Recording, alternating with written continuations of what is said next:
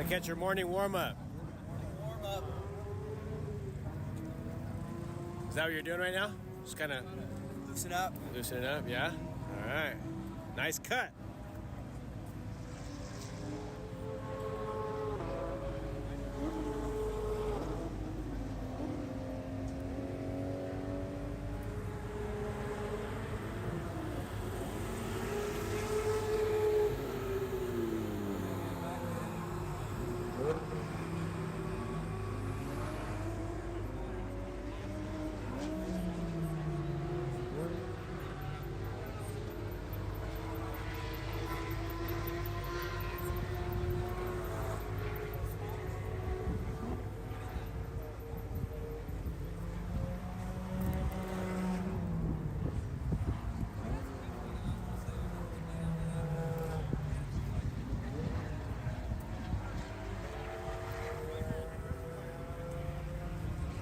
Morning, Selby.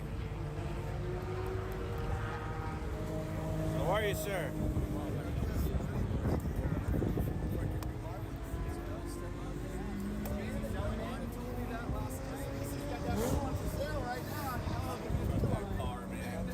$20 grand, I might get it down. She goes, this is ridiculous. As we're driving to dinner, she's like, when are you gonna move up? And I go, and I looked at her and I go, when are you gonna find me a car? And so we spent the whole night last night.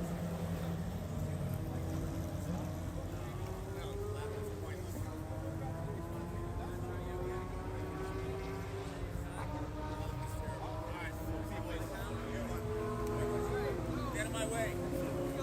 Keep waiting.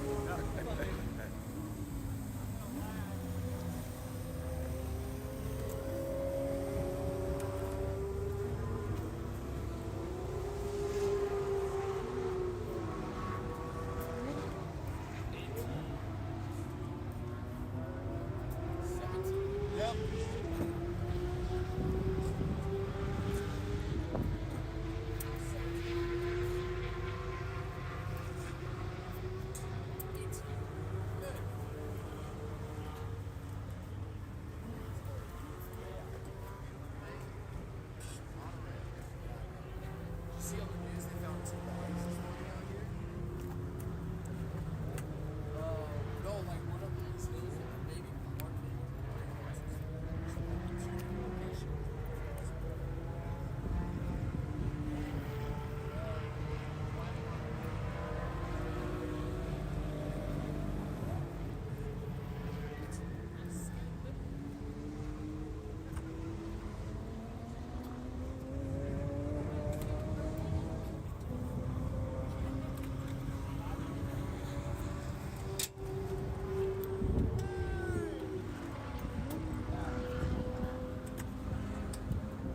How's it going? Morning. Morning, how are you? Good. How are you guys? No complaints, man.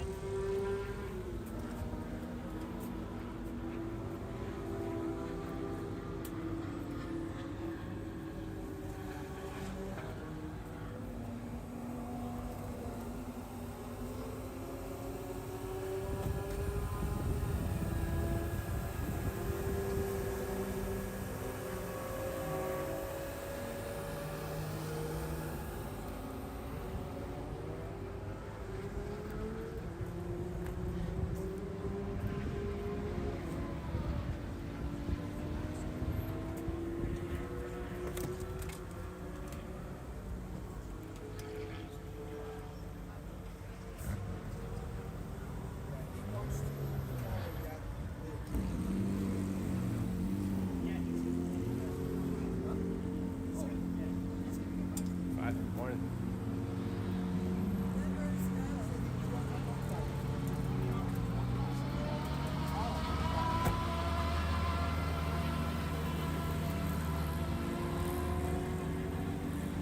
Morning, Bear.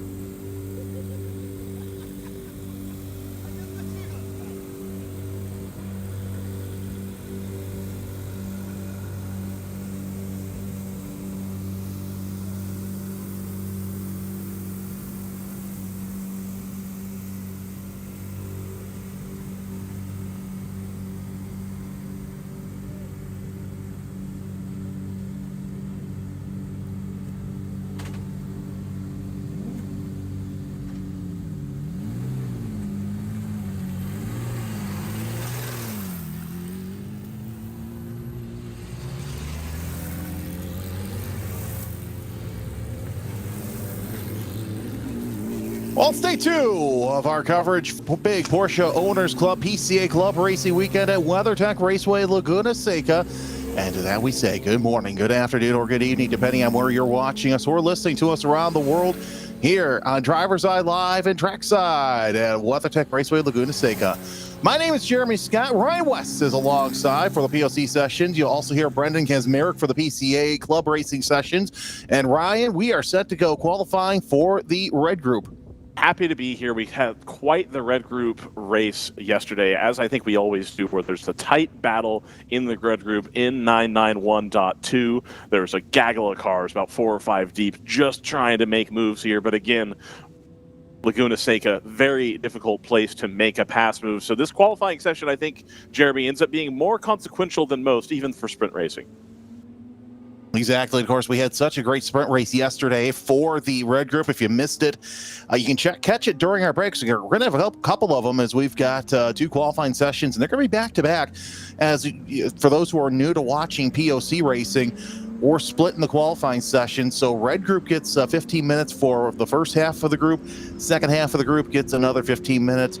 And then we'll re-rack it and do the same thing for the orange qualifying group. As you see, Mike Monsalve, who basically, Ryan, the past couple of races, he's had to answer the question, how the heck do I get fast and keep up with Nathan Johnson? Because past 2 races, the Willow Springs race 2 and race 1 yesterday, he's been flat out dominant.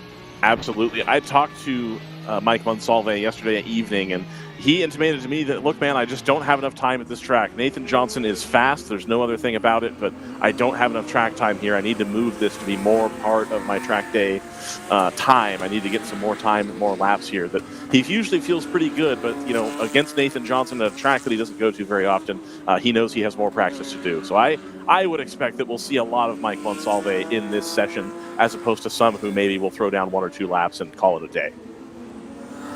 So we'll see how that plays out. Of course, this is a track that we don't normally go to multiple times like we do the rest of the tracks on the schedule, which we'll talk more about that all throughout the weekend.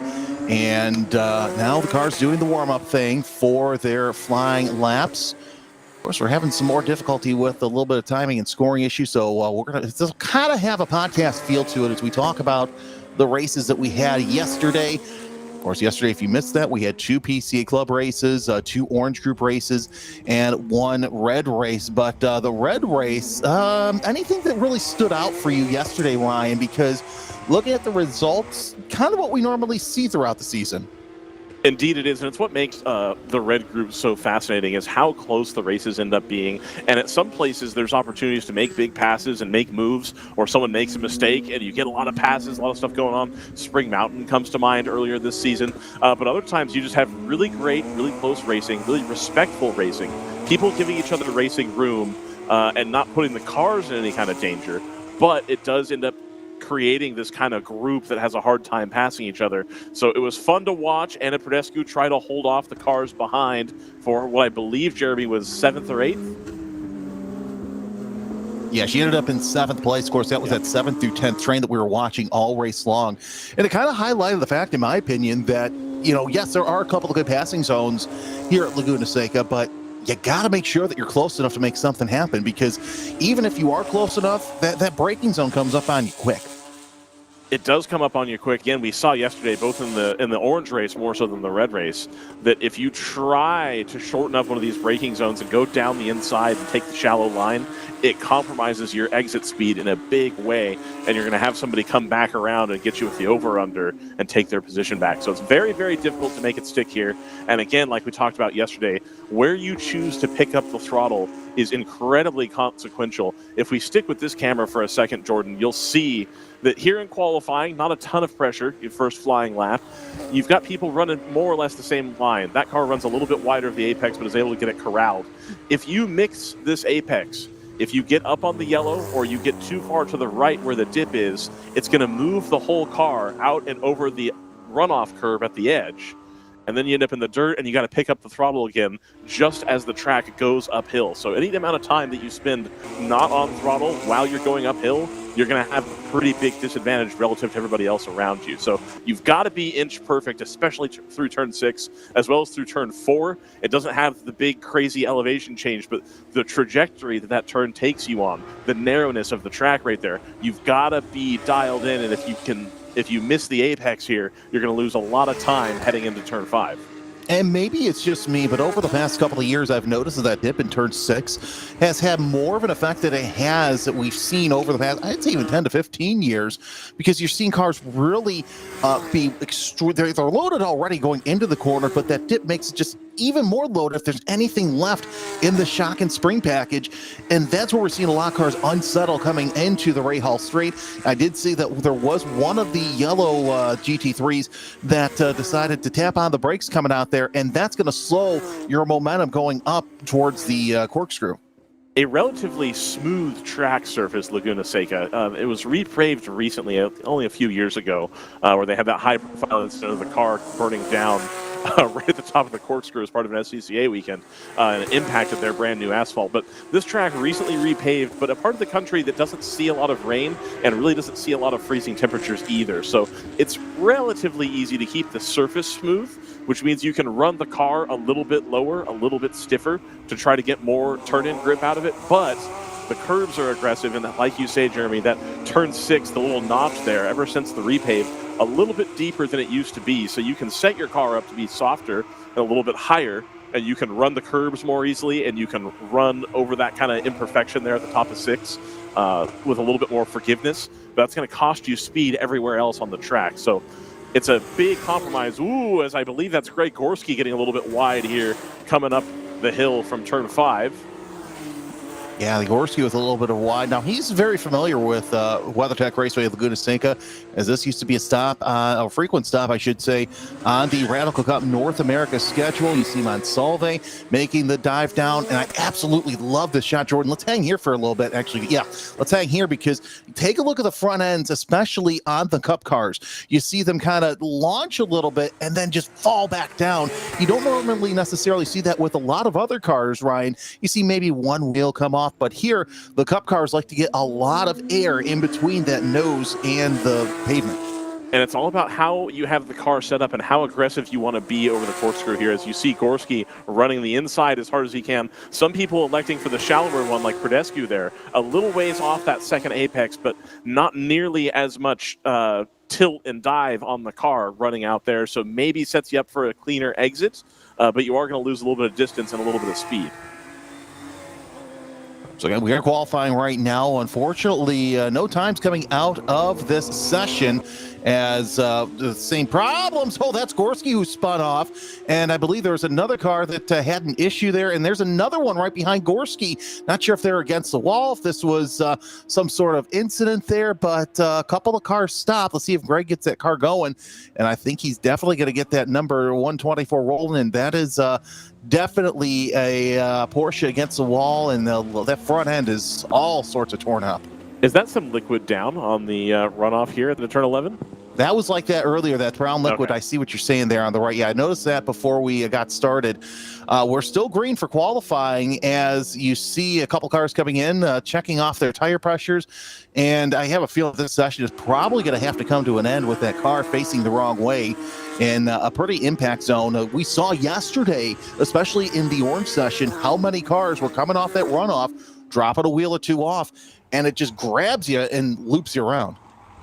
Yeah, really easy to do here at Laguna Seca. When you run offline, it is a interesting combination of both gravel as well as like a hard packed dirt. Of course, Laguna Seca being the dry lake or dry lake bed that the track is situated on. And so those that are familiar with Northern California sort of know what I'm talking about, where it's not so much like a desert dirt or sand, but it's this kind of compacted, slightly finer than sand sort of dirt situation that really is very slick when you get out onto it. The car doesn't dig into it. That top layer of dirt just separates from the rest of it, and you have absolutely no grip at all. We saw somebody in the orange race running a little bit wide in turn 2 that tried to stay in it to make a pass work, and unfortunately no limited slip diff on the spec Boxster, and it looped that car right around. So really, really got to be careful here. Not a whole lot like the modern FIA tracks where there's miles of painted runoff or grasscrete or this and that, that once you get over the curb in a lot of spots here at this track, you've just got that dirt that in a lot of ways behaves like ice. Derek Oster decided to take another lap around the circuit. He's one of the few drivers who are running both in PCA Club and here at POC. And of course, with the one race that they have, for the red group, it's easy for him to do. I just scratch my head how many of these drivers are doing both the orange and the blue races and still trying to conserve their tire usage, which, we know that a lot of the orange classes and a couple of the red classes, especially the Spec 991.2 and the GT classes, have to run the same set of tires in the weekend. So I have to wonder, is it a case, Ryan, where some of these drivers have two different sets of wheels? You have one set of wheels for your POC sessions, another set for your PCA sessions. It almost certainly is the case. They'll usually come around on Friday or Saturday, and depending on the schedule, depending on how the days work out, and the club will come through and mark your tires with a pin so that there's no discussion about whether you did or didn't change tires. I imagine a lot of these guys running both have two sets of wheels here this weekend. Daryl Troster's the only driver out there on the circuit. So, as we mentioned, when it comes to the red group, they'll run one, maybe two laps and then decide to call it time because a lot of these classes having the one session. Checkered flag is out as they work their way down the corkscrew. So, first half of qualifying is set. We'll probably have to take a little bit of a break to retrieve our damaged car there off of turn number 11. But I'm kind of surprised Daryl stayed out for as long as he did because of the simple fact of you're not going to get a good lap time with a car sitting there on the front straightaway. Not at all. Unfortunately, that's going to be a lap wasted for Daryl Troster. I think probably hoping that he could get another timed lap in to improve his time. But unfortunately, with the incident at turn 11, it's going to make that almost impossible. So we'll have the second half of qualifying coming soon. To be determined how long that's going to be with the recovery of this car. You've got a concrete wall right there that they need to check the integrity of, as well as making sure that car is dispatched back to the paddock. So with that in mind, we're going to step aside for the cleanup of that car that stopped on the front straightaway. When we come back, it'll be the second half of red qualifying.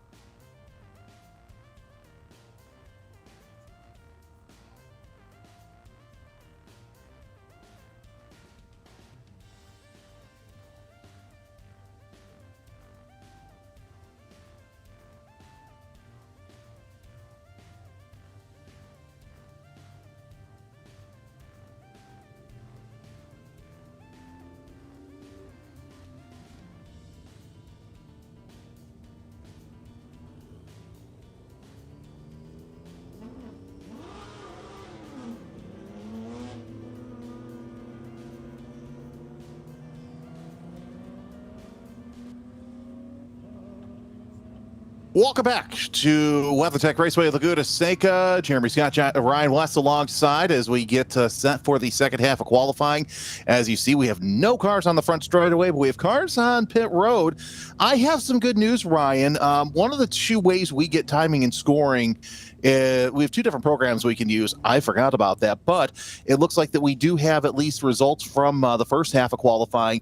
Mike Monsalve, your fastest overall and in spec 991.2. Bob Mueller, Nathan Johnson, Dwayne Selby. By the way, Monsalve's time at 28.611. That's currently tops, but we've got the GT1 cars heading out right now. Greg Gorski 6th, Otto Prodescu 7th, Tom Mueller 8th, Garrett Wessling 9th, Blair Boyce 10th. Your top 10 all spec 991.2s. Bayan Salehi, one of your GT competitors, he's 11th. Yours, Gretner, one of the GT1 racers, in 12th. Evan Minade, 13th, and Daryl Troster in 14th. As we just see the second half of red qualifying coming to the track here, taking the long pit lane down past turn 2 and setting up for turn 3. Couple 997s as well as the GT3 class pro racing car, GT3R, I believe. A home for just about anything here in the POC. The power to weight formula for their GT classes, then of course the spec classes available as well. I do remember asking Steve Town once when I first started that what if I showed up with an RS Spider, and he said, "Can't help you. No shot." No dice. Heck, I remember one of my first, one of the first times I actually learned about PCA club racing actually was when I was a young quarter marshal back in the day, and we had the PCA Chicago region there, and they accepted anything at that point where it's like, whoa. And it's for me also to think, okay, we're seeing an Audi R8 in here. It's like, wait a second. Technically, it's in the same family, but at the same time, whoa, Right. you don't expect it here in Porsche Owners Club because they hold everything so tight. Green flag is out, and by the way, you also see one of the spec 911s out there going on pit road as well. Indeed. So we got a nice selection of cars here, as you were saying, really a home for just about anything. I think it's a big part of club racing is creating opportunities for people who already have cars to run more places, to find something that suits their fancy. I think a restrictive rule book means you end up in these situations where you have to have a car specifically built to do the one thing, which kills the resale value and kills the ability for you to run at the places you want to run or at the times that you want to run. And so POC, I think, doing a great job as we try to take the onboard of the 70 here, one of the GT3 cars. A prime example of, hey, if you've got a cool idea, we've got a home for you.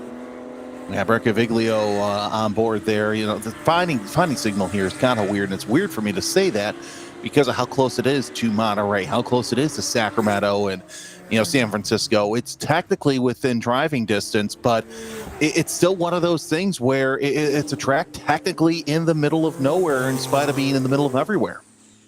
Yeah, it's a weird place, the Central California coast, and how connected it is to some things and how remote it is to others. That a lot of people choose to live here, but a lot of the infrastructure improvements have not trickled out here because the population is so sparse. The transient populations for travel, work, etc. are reasonably high, but the number of people actually living out here is still relatively light. Again, I say relatively, but Monterey being one of the more populous regions in the Central California coast. About 2 hours from San Francisco, about another three and a half from Sacramento. Depends on the traffic, of course. Yeah, traffic. I wasn't gonna be the one to say that, to say the least. Times are starting to come in. Tim Salveson to the top, 28.489 in that number 79. I guess no, we can't really call it a Grello because it's more green than it is yellow. Also making some fast times includes Alexandra Hayner with a 33.871. Gaviglio with a 34.001. John Hellman goes 17th fastest overall for a 34.534. Let's see, Phil Town, 40.009. Of course, this is the first flyer, so expect these times to fall. And a lot of these drivers to say, you know what, I'm not going to go out there and wreck my tires, to say the least. Scott Matz 40.751. Kelly AAA with a 41.496. Still waiting on Nick, Anders Hayner, and Mark Krigler to make their time. So right now we've got 29 cars set to set a lap. A little bit different conditions than the Red was used to running in yesterday. It's still just now 10 o'clock a.m. here on the West Coast, and you can see off in the distance there what remains of the sort of marine layer that comes in the morning in this part of the country that takes until, anywhere from 8 to 10 o'clock to fully burn off. So this track, probably the coolest track that the Red Group has seen in competitive conditions this weekend. So a little bit different, but they are going to have the advantage of going a little bit faster with each successive lap as they get more and more temperatures in these tires that already have a couple heat cycles on them. You see Krigler going down to the inside. Let's see what he does in his number 204. And he goes, I just saw a move, 8th fastest. 9th fastest, 30.704 is Alexandra Hayner. And her, let's call it the supersized GT3 as your fastest in GT1 right now with a 30.110. There she is coming out of the Andretti hairpin heading into turn number 3. And that's just one of those GT3s that, you know what, I'm just going to build it the way I can. It has a GT3R width to it, but at the same time, it looks like that there's certain components that wouldn't necessarily make it legal in an IMSA or an SRO setting. I mean, it is the older spec of car, so at the time that car was running, it wouldn't have been IMSA eligible because it was a GT3 car, whereas it was GTE or GT2 at the time. So this would have been the car that had run an SRO specification, just like this Audi R8 here that is pulling into the pit lane. And of course, that is the driver. The 62 is the car here. Yep. As Anders Hayner goes to 3rd fastest now to the top of GT1 with a 28.881.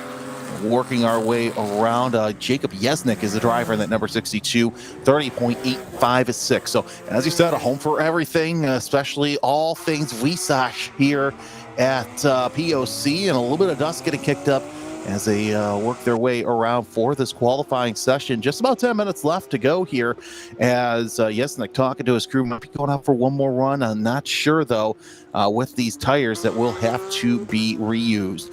Caviglio with a 31.613 this past time by, so that's good enough for him. Krigler to 4th fastest overall as well with a 28.904. Caviglio, of course, the favorite in GT3 every time he shows up with that beautiful blue number 70 like we talked about yesterday. It's the 996 Turbo with all of the cool parts added to it, so it sounds different from a lot of the cars trackside with the turbocharged engine as opposed to most of these carrying a naturally aspirated 3.8 to 4-liter motor. Makes a lot of torque going up the hills, gives him a big advantage, I reckon. Oh, yeah, I would imagine as well, and that's why we see him so dominant as he works down his way down the corkscrew. Now setting up for Rainy Curve as trying to get a qualifying lap in here that could beat his fastest time, but I doubt he's going to do that. Holy cow, Anders Hayner to the top, 28.327. That right there is your quick time so far. And but here's the thing, it's about a second off of the track record in GT1 held by James Safronis with a 27.273, but ran back in 2014. That is a name I haven't heard in a long time. James Safronis, noted Porsche and Audi gentleman driver in the pro ranks. Yeah, his kid. I remember interning at World Challenge, and his oldest, I think it's his oldest. Anyway, one of his kids was born the weekend after the Salt Lake race, if you remember running there at now Utah Motorsports Campus. And now he's racing in Porsche Sprint Challenge in the GT3 Cup. It's just, it is fantastic to see that the next generation of Safronises are doing their best. I think he's doing quite well, maybe even podiumed in that Pro-Am class. Let's see if Anders Hayner goes back out for yet another lap. Daughter Alexandra, who's no slouch of her own right now, sitting 7th overall and 2nd in GT1 with a 29.895. That just goes to show you the kind of lap that Anders threw down. Anders Hayner, of course, a regular with the Porsche Owners Club here in Southern California, knows how to wheel a car around most of these tracks. as qualifying nearing its end of paces here at for the red group. We'll have the orange group coming up in just a little bit of time. So if you like the power, that's great. That's where we're at right now. The momentum class, where you really got to work your way around these drivers, well, that's gonna be coming up here in just a little bit of time. Let's see what Craigler could do. 28.492 last time by, does not pass this time. 28.844 out of the 204. Here comes Alexandra Hayner down the front straightaway.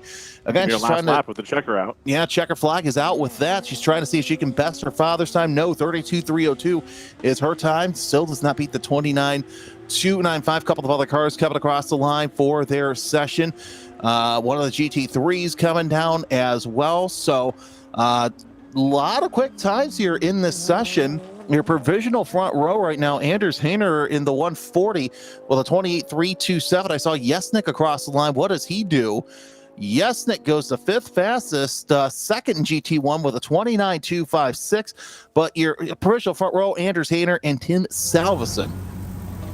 Excellent. And we're going to move almost straight into Orange Cup qualifying here. Again, we'll have two halves, and usually the slower half to run first gives the second half something to shoot for. So we'll have fast laps being set here as we look at this Boxster with mismatched wheels. Got the spec wheel on the front and a little bit different wheel on the back there. Thank you. Sorry, we don't blow horns here. Always good sports here in the Porsche Owners Club. Always happy to see Luis out there holding the camera for the grid and the impound walks. The main sort of social media guy and promotions guy for Porsche Owners Club. Yeah, so we'll get that going here in just a little bit. There is the 1660 of, as I pull up my notes, of Diane Caffaretta. She's returning to wheel-to-wheel racing after starting in time trials. And we'll see how she does throughout the day. Earlier on, she finished 22nd and 19th in the two races we had here on DriversEye Live. As we'll get the our group out there, the orange group is set. There's the 519 as well. Actually, that's in the spec 2.7, so that'd be the 219 of Enrique Mar. DQ and a third in the two races yesterday. This may be his older car. This may be his spec Boxster here. Oh, you're right. Yeah, that does look like the spec Boxster. So we'll get confirmation there on what he's getting. Of course, with the Speed Hive, it doesn't really tell me what class of car. It just tells me what the cars are as they work their way around. One thing I do like about the Speed Hive, though, looking at it, and it's showing that it has a little move the dots, but at the same time, these guys have drivers all qualified, so I think that they're actually just a little bit behind here in Speed Hive. So we'll try to give you the fast times as much as we can, but either way, there's the good doc.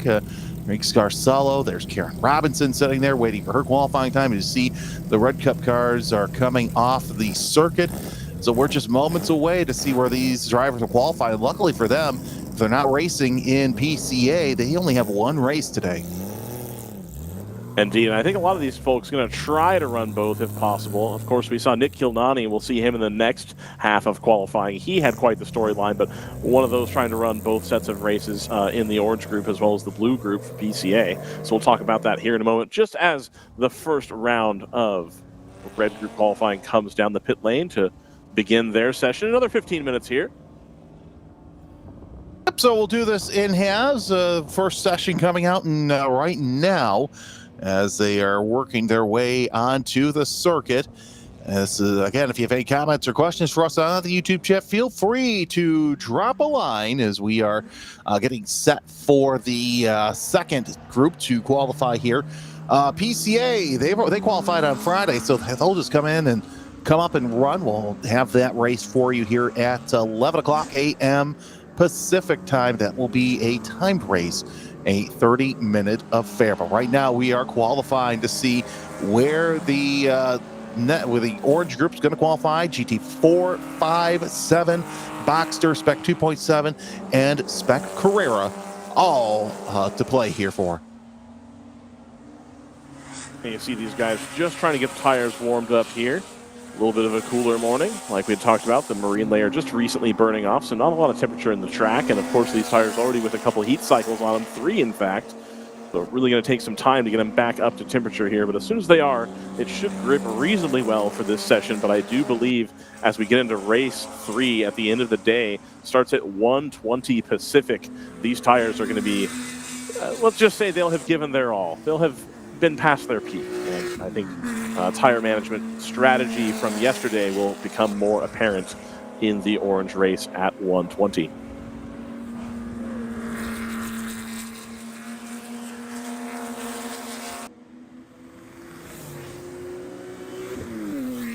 They'll just seen everybody out here on their warm-up lap. They'll come around here to take some flyers, and then Jeremy can get you some times. We'll get that for Karen you. Robinson. Okay. Yeah, we'll get that for you as soon as we can. Yeah, I mean, one of the big ones that I'm going to watch for is, Jerry Chang. How much did he punish his tires throughout that whole race? As he basically was all over the place, especially in race number 2. I'm curious to see how that all plays out. I am too. There was a lot of people in Spec Boxster yesterday that were taking it easy. I think just taking what was given to them. I think there was a lot of people trying to make moves, and we'll see if that ends up paying dividends or not as the cars take to their first full green flag lap here on Sunday at Laguna Seca. Of course, big thank you to the McNeil family who have made an investment in the circuit, helped get some new facilities up and running, help maintain some existing facilities. And of course, this weekend being the weekend before Monterey Car Week truly kicks off, we've got a lot of stuff going up right now. Lots of Porsche signage. We've got a lot of tents being erected in the paddock. So hopefully we'll see some of you folks down here next weekend as well for the Monterey Sports Car Reunion. I want to give a shout out to the McNeil family as well. Obviously, they're from my neck of the woods, and the investment that they've made here, even in the Chicagoland area, putting up a factory and, building their product in the United States, first of all, it has to be commended. But second of all, it's not just here at WeatherTech Raceway Laguna Seca that they're throwing their money at. They're throwing their money into IMSA, sponsoring the WeatherTech, Sports Car Championship. They've got, big sponsorship with the big historic weekend at Road America that was a couple of weekends ago. So they're really putting their money where their mouth is and, investing here in motorsports in the United States. And heck, you're starting to see them all over the place, whether it's NASCAR, sports cars. They are, in spite of none of them racing in professional motorsports. I saw Cooper McNeil was at the Vintage Weekend a couple of weeks ago at Road America. They're still saying, you know what, yeah, we may not have a big presence like we used to, 5-10 years ago, but we still believe in the sport enough to keep these historic events, keep these historic series and tracks alive for generations to come. I think big way, giving Alex Job Racing the runway to exist as long as they did, and then allowing those people to feel comfortable enough to pivot to being part of racing, speaks volumes. You don't have to be as generous, I think, when you decide that you're done with a program and give people the amount of time that you think you're going to give them. It's worked out really, really well for all involved there, and I'm very happy to see that core racing team still around, running a GTP car, I guess we call it now. Yeah. Oh, by the way, if you've not been out there and heard that GTP car, I had a chance to hear it a couple times last year. Oh, there's nothing like hearing a V12 on the racetrack in anger once again. We're starting to get fast times come through the system. John Krylo, your quickest so far. Overall, and in Spec Boxer, 44.548. Alan Watts, second quick with a 44.968. Elaine Stodd with a 46.292. Good enough for third quick. Branimir Kovac, he's had a kind of a quiet weekend. 47.149 out of the 318. David Gold, fifth quickest in fifth quickest, I should say, overall. 47.361. Vivek Hazari right now out there in Spec 2.7. Quickest there, but he is sixth fastest with a 47.240. I think Branimir Kovac going to be one of the drivers that benefits from having sat a little bit further down the field. Somebody we see, in the mid to upper reaches of Spec Boxster from time to time.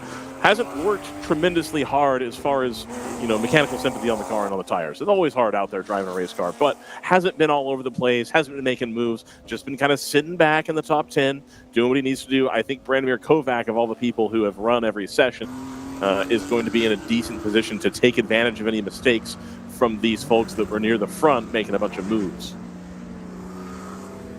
I mean, I don't think you're going to see too many drivers get out there and kind of run fast laps. Dr. Scarcello with a 51, I should say, 5.87. Elaine Stodd to second with a 44.874. Let's see what Alan Watts can do. He ran the third fastest lap with a 44.968.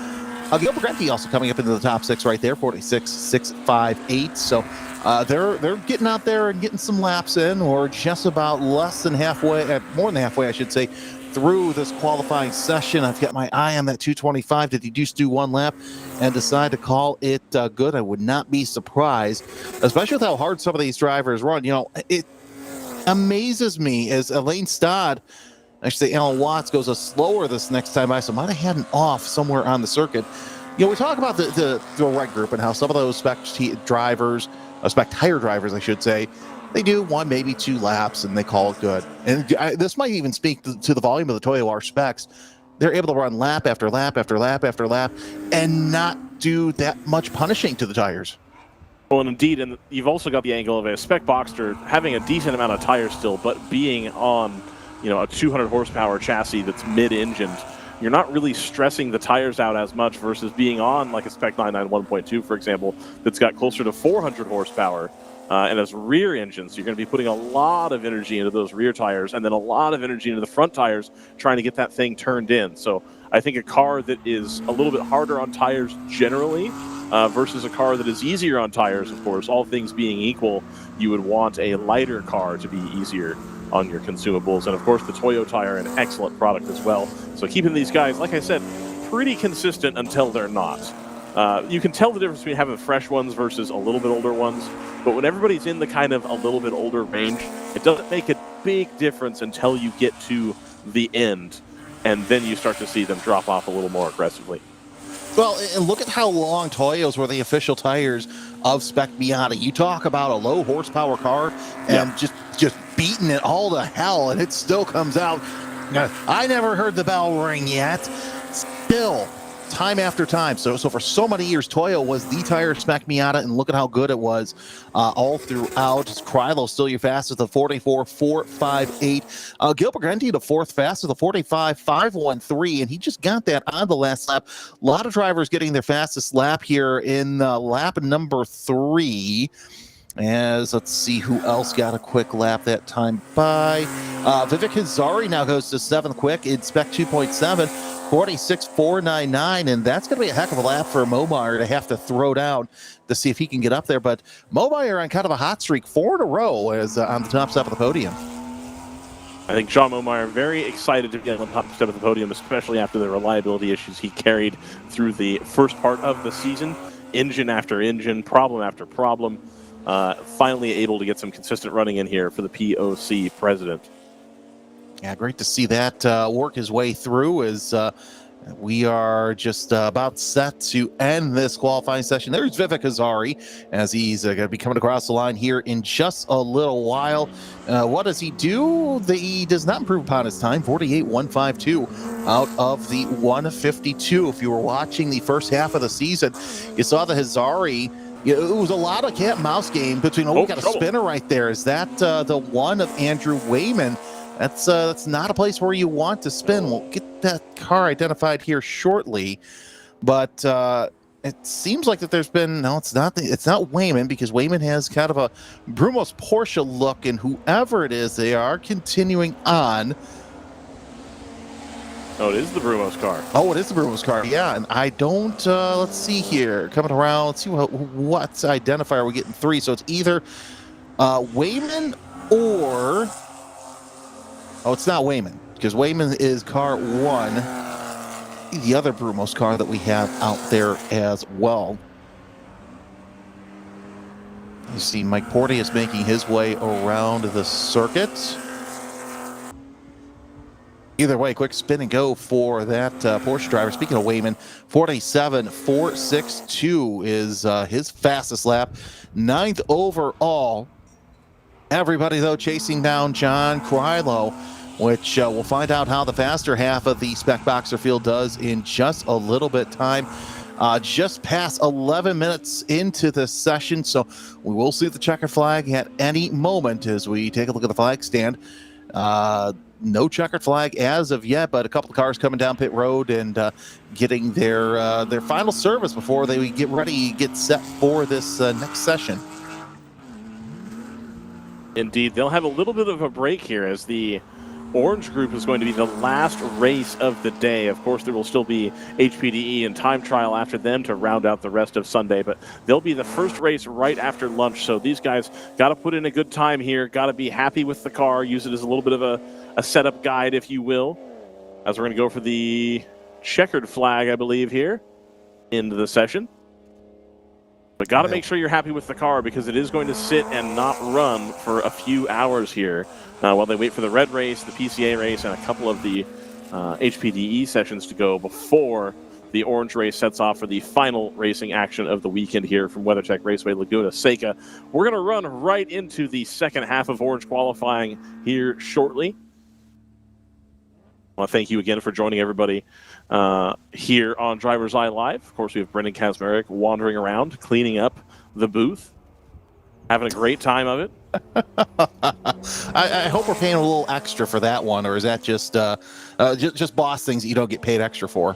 You don't get paid extra for, but I did bring him a soft pretzel yesterday or Friday. Okay, so that's payment counts. Enough. Yeah, hey, by the way, John Krylo actually bested his best time at a 4:43.27, so he lowered that time. That's going to be interesting to see how some of the faster cars. Of course, we're going to see our two-time race winner this weekend out there, Nigel Maidment, out in qualifying. We've got a lot of fast drivers in there. You got Nick Killarney, who's going to be a part of this qualifying session. Dallas Carroll, who has run both POC and PCA all the way through this weekend. And he's been fast in both. It's going to be interesting to see how that 106 has to do here. Also, going to be interesting to see if Jane Scarcello shows up. Now, normally we see Jane in the GT classes, whether it's 7 or 5, depending on what kind of configuration she runs in her Miata. But this weekend, she actually ran race number 2 in one of the Montecito Dental Group Porsche Boxsters. So I'm kind of keen to see how that works out. Indeed. And ups to John Krylo, I think one of the guys in Spec Boxster who is due to make a big jump and has been working very hard at the craft.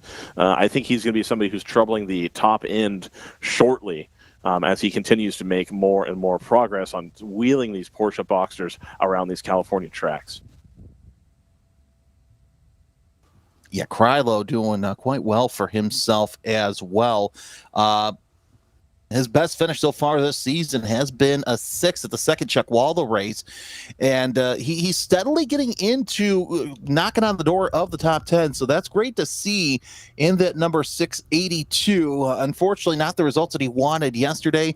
Was disqualified from race 1 and then 16th in race 2 as Bear Salehi brings the cars out for the second half of qualifying. And this is going to be quite interesting to see who's going to be not only beat John Krylo, but how fast that actually my time is just a little slow. It's now 43.646. That is the best time of the session. So I'm keen to see who's going to come up on top here in this second half of qualifying.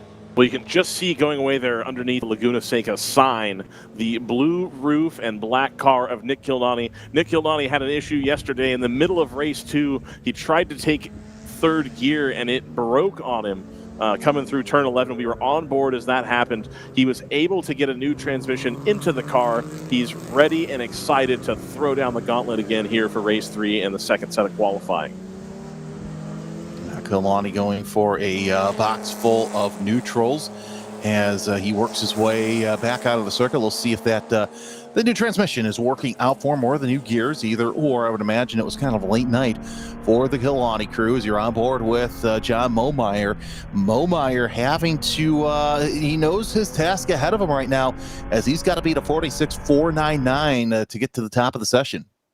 And if we could just, of course, the service is not going to play ball with us here, but if we could try, Jordan, to pick an onboard and stay with it for as much of a lap as we can kind of talk through a full lap here of WeatherTech Raceway Laguna Seca. We've been talking about the throttle pickup point. We've been talking about exit speeds, and it's always nice to show that. But, of course, the onboards this weekend, a little bit hit or miss. I think when we go back to some of the more traditional POC tracks, we'll have a full complement of onboards. I think as many as 8 to 10, depending on the weekend, that we're going to have available to us. Yeah, that would be great to have the onboards. I know it's tough in some of these racetracks, but you really get a chance to see how some of this racing is really, really good when it comes to POC, and it really highlights the stars and the cars here as we are set to go green flag racing for qualifying to set the grid for today's race. Again, as Jordan mentioned, it's the last race of the day, 1:20 p.m. the start of orange race number 3, 13 laps. Green flag is out, and now we get to settle the score. Who's going to be on the grid and where for today's third and final orange race of the weekend? We've got green flag here for the Gain Boxster of Nigel Maidment, the 2-time winner this weekend. He's looking to make it a hat trick here. How much life has he pulled out of these tires in trying to compete for the win this weekend? So trying to keep this car in the top half of the field. He can make his way through the field, but as we saw yesterday, it's pretty difficult to make passes work. So he still needs to qualify up front, but do so without taking any unnecessary life out of the tires so that he can still have the pace to hang with the top crew here. Kilnani and as well as Jerry Chang making appearances in the top 3 for the most part. Jerry Chang all over the road, trying every single line available to him to find a way past, to trick somebody into a mistake. Was one of the most aggressive drivers yesterday in a clean way, not doing anything untoward, but willing to make the odd lunge here and there to try to make something happen. The spoon that stirs the drink a little bit, as one of my favorite Twitch streamers would say. I like that. That's a good one. I don't think not sure if I'll use it, but I like that comment.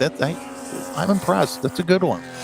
Drivers on their first flying lap as they start to really go through. There's a couple of some of the faster spec boxers. They work their way around.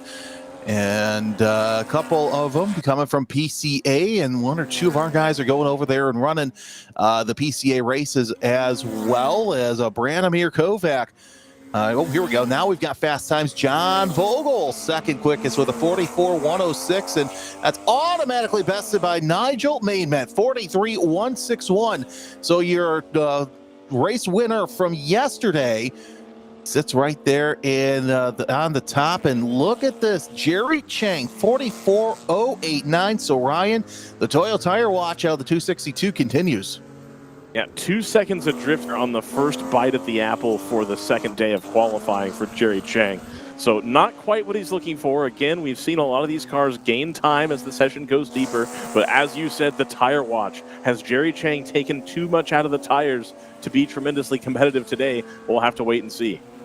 Okay, Lonnie's going to be one to watch for because he barely uses tires in race number 2. 44.024 right now, third quick. And Krylo still provisionally on the front row for Spec Boxster. So he's going to have a good starting spot. We'll see how that plays out, though, throughout the rest of the qualifying, because you still got Dominic Ong out there. Doug Volder, by the way, our only Spec Carrera, 45.609. And Larry Haas, who is a driver that we were watching all throughout the session, he's 15th fastest. There's John Momeyer, by the way, quick time in Spec 2.7, 45.119. So he's able to best Vivek Hazari, who, for some reason, since we've gotten to Willow Springs, has just not had the answer for Momeyer. Indeed, he hasn't. I want to go back to Dominic Ong, though, one of these guys that ran in the top 5, top 7 all day yesterday.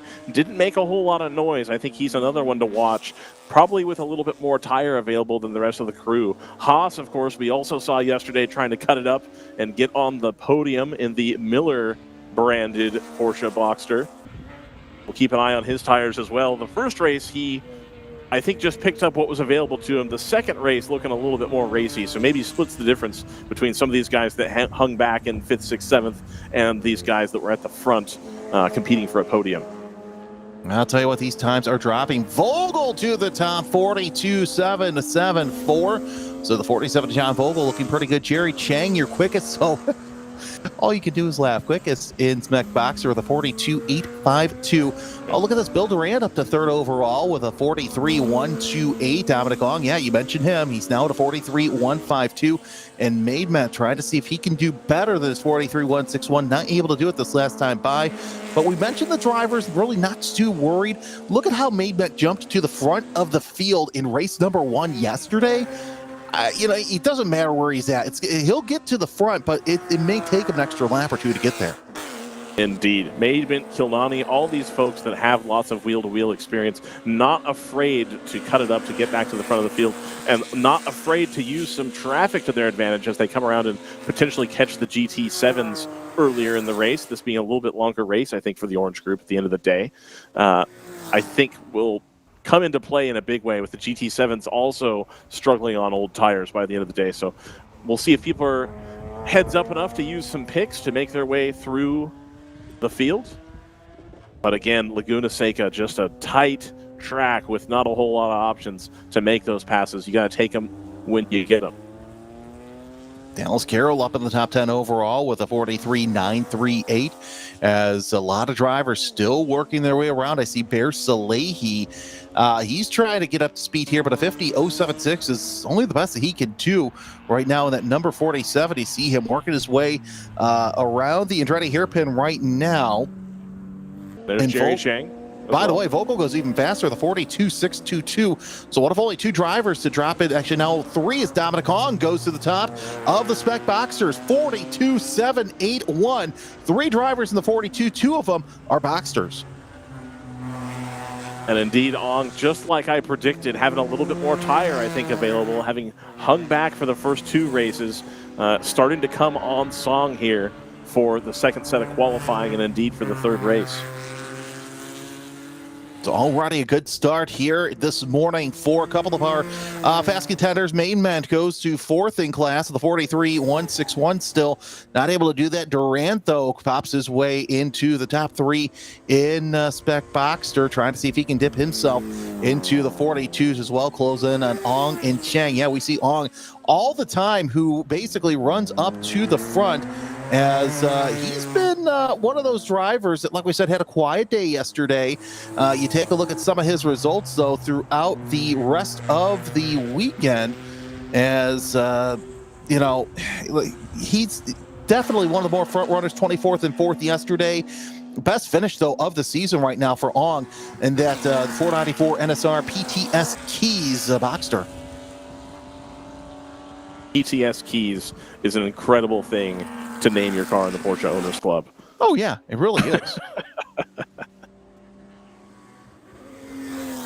Of course, the joke being there that the Porsche Owners Club, not your typical group of Porsche enthusiasts.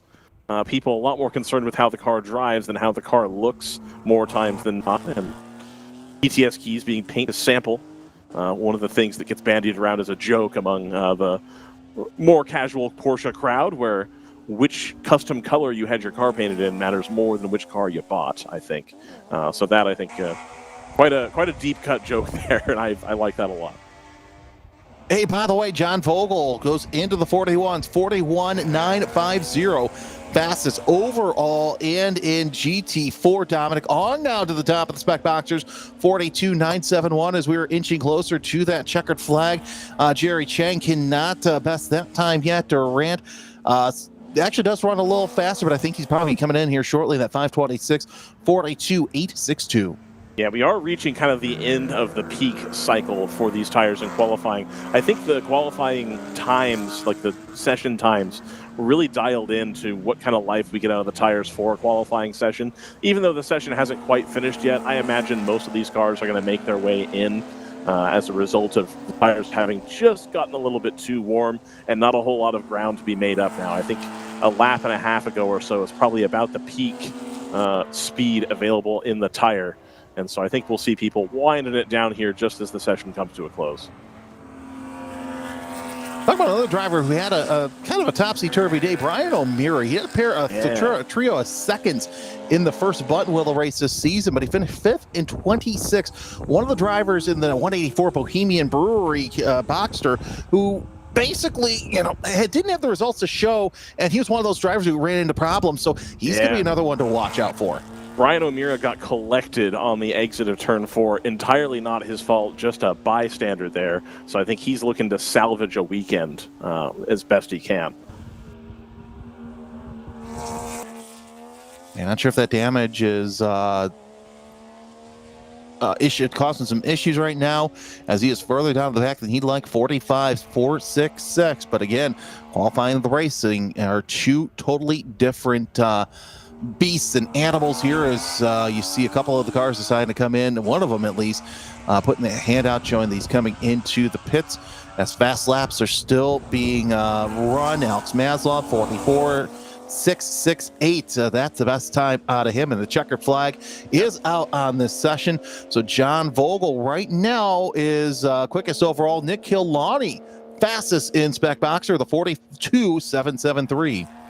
Maslov, one of those guys yesterday that had a good run going, but he is the one that ended up going wide at turn 2 and tried to stay in it. Ended up spinning the car and losing a slew of positions available to him. So he's looking for a recovery drive. But Nick Killarney, not running most of race 2, I think is unfortunately going to be at a bit of a tire advantage. It's not the way that you want to get a tire advantage, Jeremy, having had your gearbox explode on you and replace it overnight. Not really what you want to be doing, but it is going to work out in his favor, I think, here. Between him and Ong, I think, are going to be your contenders for the win later today. Yeah, of course, Dominic on 42.781. Can't count out Jerry Chang. Nigel Maymet, John Krylo with a darn good qualifying session. Yeah. Qualifying 6th overall. You see the 47 of Bear Salehi hanging it all out. 49.321 is his best lap as he's going to come across the line. What does he do? Goes faster. 48.354. So Salehi trying to find some speed in that Porsche, but for the most part, qualifying done, dusted, as we're getting set for the third and final PCA race of the weekend here. Brendan Kazmarek will be joining me alongside, but Ryan, big takeaways from qualifying. I think that we're really not surprised that some of the guys that were a little off the pace yesterday are finding some speed today. Absolutely, and whether that's a conscious decision that they made yesterday or if that's just how it shook out, I'm not entirely sure, I'll be honest. But it is going to work out in their favor today. It's one of the things I like about having the Orange Group run 3 races at the weekend. It gives these drivers that are a little bit friendlier on their tires an opportunity to do something to trouble the top 3 here.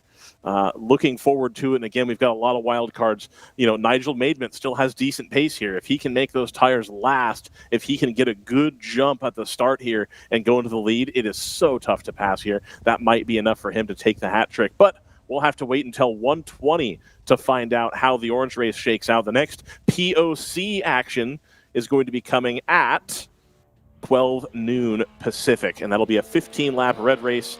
Then we'll go to the lunch break, and we'll come back with some orange action, the final race of the weekend. I'm going to turn it over to Brendan Kazmarek. Of course, Jeremy is going to stay with you. Thank you so much for watching POC qualifying. We'll see you here in about an hour and a half.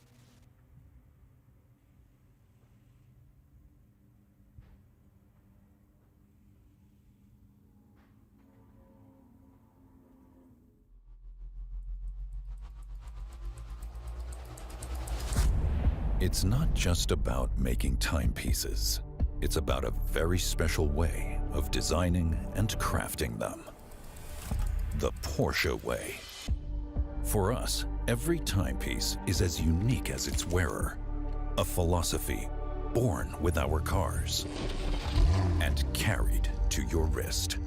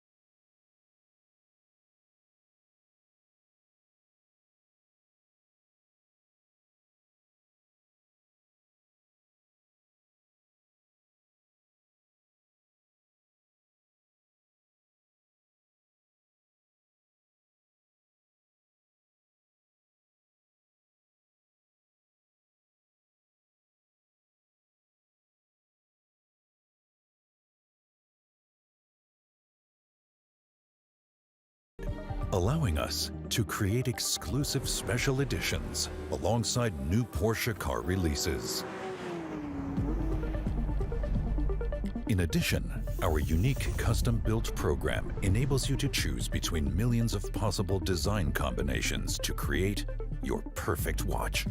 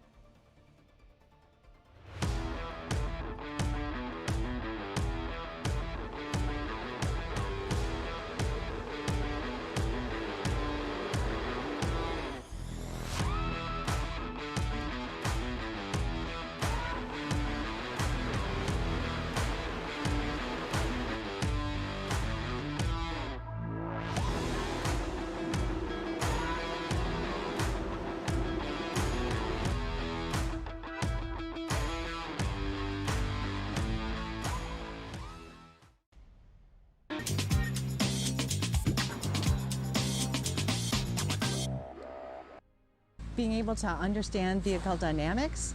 The car balance that you learn in these exercises on the racetrack helps you be such a better driver on the street. And it teaches you invaluable skills of how to control the car if you go into a slide, or if you have to brake suddenly, or a deer jumps out in front of you.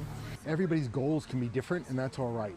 It's not our goals, it's what the driver's goals are that are important throughout this event. So if we have somebody who's really anxious, if the goal can be to help them get over the anxiety of being on track, and then for them to have a good time, that's great. I mean, we have 3 rules for our events, right?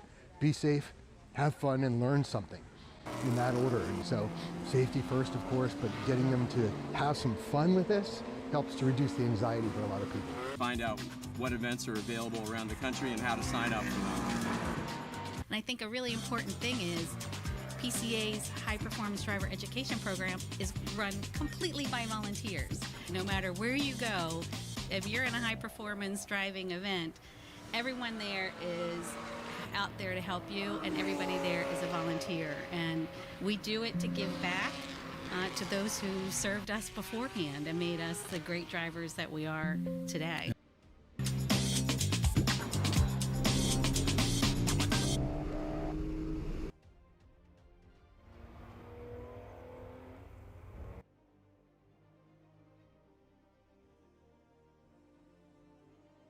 PCA welcomes all Porsche clubs, owners, and enthusiasts to the 12th Annual Works Reunion Monterey on August 14th, 2026, the Friday preceding the Monterey Concours d'Elegance. We invite you to come to the Monterey Pines Golf Course to see a breathtaking array of Porsches, from rare to current models and everything in between. This year, we'll be celebrating the 50th anniversary of the introduction of the 924 in 1976, as well as the series of transaxle Porsches. The 924 was both innovative, with the transaxle layout achieving balanced handling, and crowd-pleasing, as the entry-level model made the Porsche brand more accessible to a broader audience. You're not required to be a PCA member to participate in this celebration of Porsche automobiles. However, you must register to corral or be judged, display your cherished car in model-specific Porsche corrals, or enter the Porsche judged field and compete to win in more than 20 prize categories.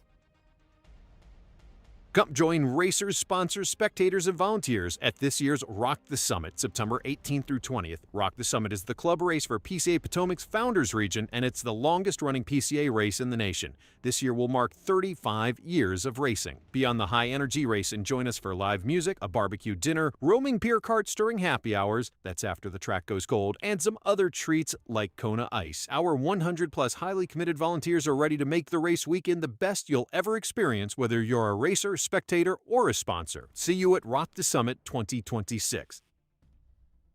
Get ready for Rocky Mountain Thunder, the PCA race at High Plains Raceway in Colorado, September 19th and 20th. Rocky Mountain Region hosted the very first PCA club race in 1992 at Second Creek Racetrack, and members of the Rocky Mountain Region take pride in this historic event. The region has run the race at Second Creek, at Pueblo Motorsports Park, and now High Plains Raceway. This race will earn points towards the 2026 Mid-America Series, the 2026 West Coast Series, as well as the 2026 PCA National Championship Points Series. The race weekend will feature 2 30-minute sprint races on Saturday and a 65-minute enduro race on Sunday. Registration can be found online at clubregistration.net.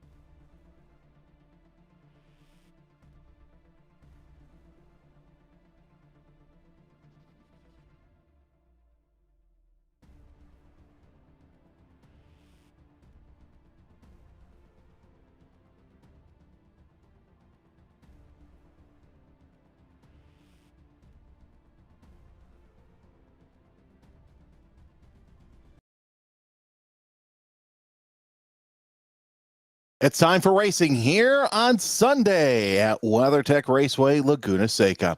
Welcome back, everybody. My name's Jeremy Scott. Pleased to be joined by Brendan Kismerick alongside as we go for our third and final PCA Club Racing West Coast Series race of the day.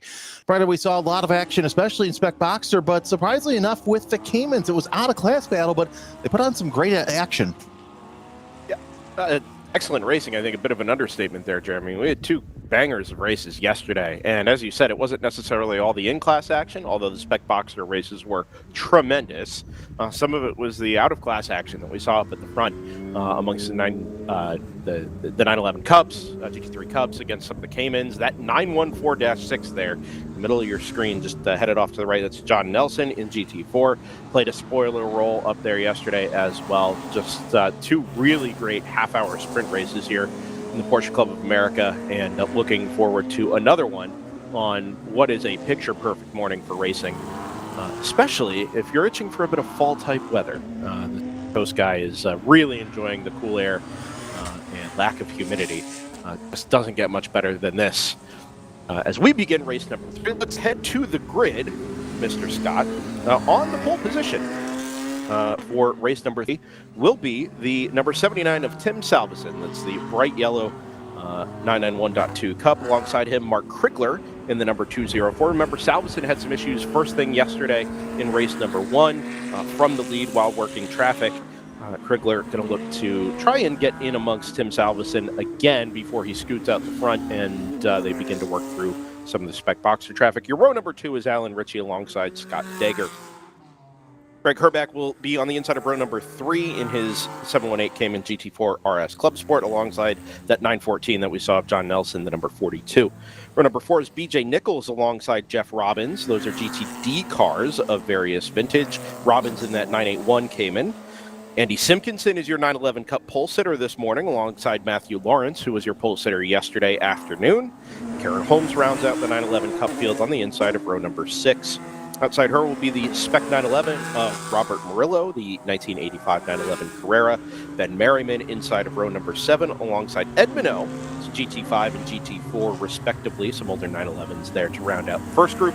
Your second group is all Spec Boxers, and we'll rip through these quick. It's Dallas Carroll on pole alongside Joseph Koo. Tremendous battle between the two of them throughout the day yesterday. Ken Johnston and Richard Baum on the second row. Jack Sherwood and Alan Watts on row number 3. Trygve Isaacson, Chris Foster, Charles Kraus, John Seidel, Jan Bjernfalk, and Josh Famestad will round out your Spec Boxer grid as Jeremy Scott, we prepare to go racing for the final time this weekend at WeatherTech Raceway Laguna Seca. Indeed we do, as we're set for the third and final race of the weekend for PCA Club Racing. Glad to have you with us as the green flag is out. 30 minutes of racing now underway. Tim Salveson, Mark Krigler make their way up and over towards the Andretti hairpin. Once again, Salveson who gets the advantage up front, but this time Krigler hanging on to that rear wing just a little bit harder than he has the past couple of races. They work their way out of 2, got a side-by-side action back there. That's between Herbeck and Dager for overall position. Herbeck going to have to relinquish that. Green flag is out for the Spec Boxers as well. Dallas Carroll been the surprise of the weekend. Can he make it 2 for 2? As it looks like that's still going to be side by side for position. Oh, Koo trying to make it work on the outside as you see Carroll make it outside. He's going to go right to the front, shut the front door on Koo, and take the lead. Your top 3 single file in Spec Boxer. This may be the last time we see all this single file action here as they work through turn number 3. Back and forth we went for so much of the second race yesterday afternoon, and it wasn't just the lead battle up at the front. Of course, yesterday morning we had the battles between Ken Johnston, Trygve Isaacson, Chris Foster all played roles. Jack Sherwood in the number 100 as well as we head back to the front. Remember yesterday, Jeremy, it was about a 4 to 4.5 second margin for your pole sitter, Tim Salveson. Let's see if it starts off the same way. Actually not, Jeremy. Mark Krigler doing a tremendous job to stay within just a couple of car lengths of that yellow number 79. You know, and I had a feeling that was going to happen, Brendan, because you saw how close it he was compared to the previous 2 starts of the races.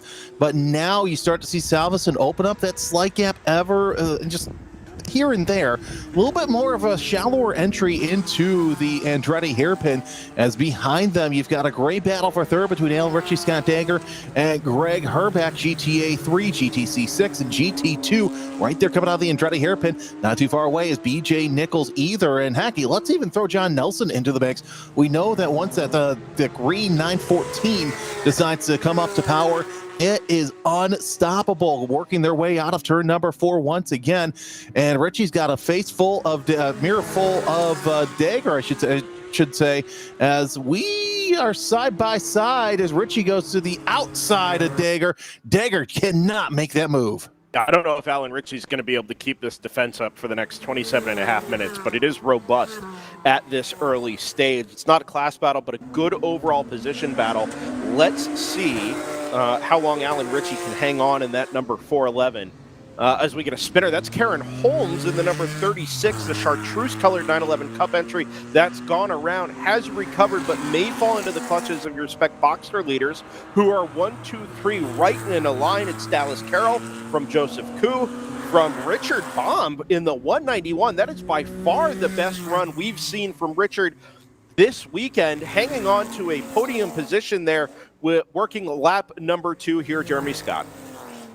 Yeah, Baum with a great run so far in the Spec Boxster class as they work their way up and over the hill so far. It's been interesting to see how these drivers have been really trying their best at getting up there, getting up to the front, and trying to make something happen throughout, especially the first 2 races. Now that we've got no more races to worry about, they're basically free to make something happen all around. Of course, Baum with a 3rd place yesterday. He goes to the inside right there. Nice little pass as the battle for second heats up. That is going to give Dallas Carroll a chance to open up. Koo, though, he's a little bit further back than what he was all race long. As you know, he and Carroll were going scrapping through it all race long. And both races, really, but now we're starting to see Carroll kind of open up because of that battle for second. However, he's still got Richard Baum all over his back bumper. Yeah, Baum, as you said, picked up the 3rd place finish yesterday, but he didn't, let's say, factor into the lead battle the way he is right now. As we get Trygve Isaacs sending it around the outside, super late on the brakes, takes that really long arc into the Andretti hairpin, and is able to get the position number 4 from Ken Johnston in that white and green number 777. Let's see if Trygve has anything to say about the lead trio up there at the moment. Remember, the more that they battle and the more that Richard Baum kind of plays the spoiler role compared to the race we saw yesterday, the more it's going to allow Trygve Isaacson, who now has all that clear road in front of him, to start to work up to the back of Joseph Koo in that number 6. It was a good pass from Richard Baum, and I think just at the moment, that lead trio seems to have found its race pace. Clear air is going to be best for Dallas Carroll in the number 106 out in front, but at least as things stand, they all seem to be right in that same pace bracket in the 143s and 144s. As you saw right there, Carroll going a little wide, Baum taking a tighter entry there, or exit, I should say. And Trygve, hanging around the top 10 all season long, just one DNS, and that was at Button Willow, number 1. Didn't run Utah or the Rose Cup, but still a best finish of 4th so far this season in race number 1 at Thunderhill. See if he can kind of replicate that finish. But the more that your top 3 are running nose to tail, Carroll, Baum, and Koo, I think that's going to give a chance for Isaacson to kind of close in on that battle for the lead. Of course, they might be scrapping here shortly, or either that, most likely, they're probably just, gapping the field so they can scrap each other. Now, remember, this is timed, and here comes Koo to the inside, and going to make it a nice tight battle between he and Richard Baum through the Andretti hairpin. They're still side by side, as Baum's going to have the advantage going into turn 3. That's exactly the line that you want to be, but they're still going to go side by side, little bit too close as Baum makes contact with Koo. Koo's going to go off into the gravel. We had a feeling that was going to end in tears. Yeah, it was good battling through the Andretti hairpin. I don't know if I have an opinion on whether or not Baum should have conceded on the way into turn number 3, or if Koo came across the nose into that right-hander. In either case, it sure looked like there was just enough contact made there to send Joseph Koo off the road and out towards the tire barrier, able to collect the car without hitting anything other than, obviously, the car-to-car contact. Dallas Carroll loves that, though, because he looks in his rear-view mirror, and now he has car lengths back to that orange number 191 of Richard Baum. Worth noting, by the way, the last lap, the number 777 of Ken Johnston lost 4 spots in one go, ran a 1:50 and fell from P4 all the way back to P8, and is going to have it all to do to try and catch back up to, well, the position he was in, up inside the top 5, as the leader begins to work through the tail-enders in Spec Boxster. Elsewhere here in the overall position battle from the first starting group, this is, of course, the battle between Alan Ritchie, Scott Dager, and Greg Herback, with BJ Nichols in that number 64 and John Nelson just off the back of that group. But that Alan Ritchie defense becoming something a little bit legendary here, Jeremy. Still able to defend aggressively from Scott Dager in the 47. And Dager, half of that half car width length coming into, still cannot keep up to Alan Ritchie. Of course, sitting back there, that interested spectator is Greg Herback, the number 49, kind of keeping that car clean. He needs it in a couple weeks for Porsche Sprint Challenge action at Road America. You can catch that all on YouTube, as well as Dager closing into the back of Ritchie as they're both going to go to the inside. Ritchie saw Dager, decided, you know what, I'm going to take the defensive line. So all you have to do is go high, wide, and handsome. But how will that work into the hairpin? Oh, nice little cutoff there. We're going to call that one the Pruitt fade that Ritchie made there on Dager, coming around the Andretti hairpin. And now they're both going to have to deal with some slower traffic. And like you said, Brendan, I think traffic's going to give it or take it away here. Alan Ritchie is just positioning his car about half a car width off of the racing line at most of these corner entries. And Dager just isn't able to take advantage of what that creates in the compromise of Alan Ritchie's corner exit. You see it again there. In some ways, I think Dager is maybe not setting up his exits as optimally as he could to try and get a move set up on that number 411. But remember, like we talked about yesterday, it's a tight and twisty WeatherTech Raceway Laguna Seca. These cars aren't stretching their legs the way they will at Road America, let's say, in 4 weeks' time, or even New Jersey Motorsports Park coming up next weekend. This is a put your car on the line, position it properly, and make sure you don't leave the door open for a late-breaking lunge. So far, Alan Ritchie doing that exceptionally well in the 411. Well, he's doing it quite well so far, and you see that battle brewing once again. Dager popping to the outside to kind of get a look and see what's going on up ahead. Herback, as you see right there, just sitting there watching. I'm sure he's enjoying every second of this as they work their way down the straightaway once again. It is still Ritchie doing his best to play defense over Scott Dager. And look at this. They've got a couple of boxers. Nice little dive there by Alan Ritchie. That was precision passing right there, getting in between 2 spec boxers. But Dager saw right through it, wasn't able to really get around. Of course, now that gives them the chance to lose Greg Herback, so that possible 3 dance is going to be a 2, because it takes 2 to tango. And, well, I don't know what 3 takes, but either way, it's going to be quite interesting. I think 3's a polka to me.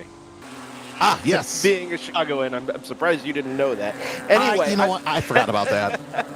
In watching this battle with Ritchie and Dager, it's kind of the reverse of the lead battle, where Tim Salveson is out in front and lapping quickly, but made a couple of mistakes in traffic yesterday, especially in the morning race, that allowed Mark Krigler to take the advantage. In this case, it's Ritchie who's, I think, obviously holding up Scott Dager, at least to some degree, but he's doing everything right as they catch this Boxster traffic and positioning his car properly, and really absorbing that pressure from behind from Scott Dager that has me really, really impressed, and is kind of the anti-lead battle as we see it at the moment. Also wanted to draw some attention just briefly to the 911 Cup battle. Matthew Lawrence leads from the pole sitter Andy Simpkinson. That's 11 from 68. It's 2.5 seconds. It was noteworthy because Simpkinson had just run a 141.2, fastest lap in the class, and his personal best to close that margin down a little bit. But they're both right in the 141s and 142s, and it's not looking like Simpkinson, at least for now, has enough pace in hand to be able to claw chunks back. It's going to have to happen a couple of tenths at a time. And in those 911 Cup cars that are so evenly matched and provide such good racing, I think it's going to be really difficult for that to come together all at once, barring some kind of traffic or a mistake. from Matthew Lawrence in the 11. So we'll just kind of keep a weathered eye on that while we watch this battle. As Jeremy and Spec Boxster, we've got a change for second place. Yeah, Spec Boxer, second place. Joseph Koo able to get around Richard Baum for that position. Has opened up on an 0.8 of a second gap, but however, they're still 3 seconds behind Dallas Carroll as we're still keeping a close eye on that battle for third overall. And Brendan, I've got to say this. I always love to point out to those who are watching, who are trying to learn the art of racing, this battle right here is an absolute masterclass in how to defend your position without blocking illegally. Because you see Dagger going down just in front and just behind the line that Richie's taken, and Richie still defending. By the way, Greg Herbeck now back into the battle because of this, and here comes Dagger. He's going to take a look to the inside, and Richie just taking his line. Oh, that was a little close. That could have been nip and tuck. Stewards might want to have a look at that later, but here comes, once again, talking about that Pruitt Fade just going right there. That's close, but it is still technically legal by the letter of the law. Yeah, oh, well, it is, but it's going to cost Dagger. You could kind of see it coming. In my head, I was saying, or kind of thinking that Dagger hasn't really made the lunge yet. He's been really patient sitting behind Alan Ritchie in that number 411, and I think Ritchie kind of knew it, that he didn't. Oh, and that's an off from Richard Baum in the 191 from a podium position there. I actually kind of wonder if he had redressed after the contact with Koo, but that's another mistake from Baum, and I wonder if he's just, if either something's not quite right with that car, he's pushing a little bit too hard to try and stay with the escaping lead duo as things stand. But anyway, you could see the move coming from Dagger eventually. He made it all at once, had no pathway, and ended up way too late on the brakes and way too shallow in entry to do anything about it. Ended up wide at the Andretti hairpin, and that was enough to allow Greg Herbeck in that number 49 to scoot right on through. Yeah, and of course, a nice little pass there on Alan Ritchie as he gets around your Spec Boxer leader, Dallas Carroll, and kind of use that as a pick to keep Herbeck and Dagger behind him. Dagger, though, he's all over the back of Herbeck right now as they work their way coming out of turn number 11. And it's going to be a battle to see if they can all catch up to Alan Ritchie. What was just a couple tenths of a second now is a 2.6 second gap between Ritchie and Herbeck. It's not over yet, though. But what is over is the first half of this race, and we're actually going to step aside, got to pay some bills here. You're watching Driver's Eye Live, race 3 of the Porsche PCA Club Racing Spectacular.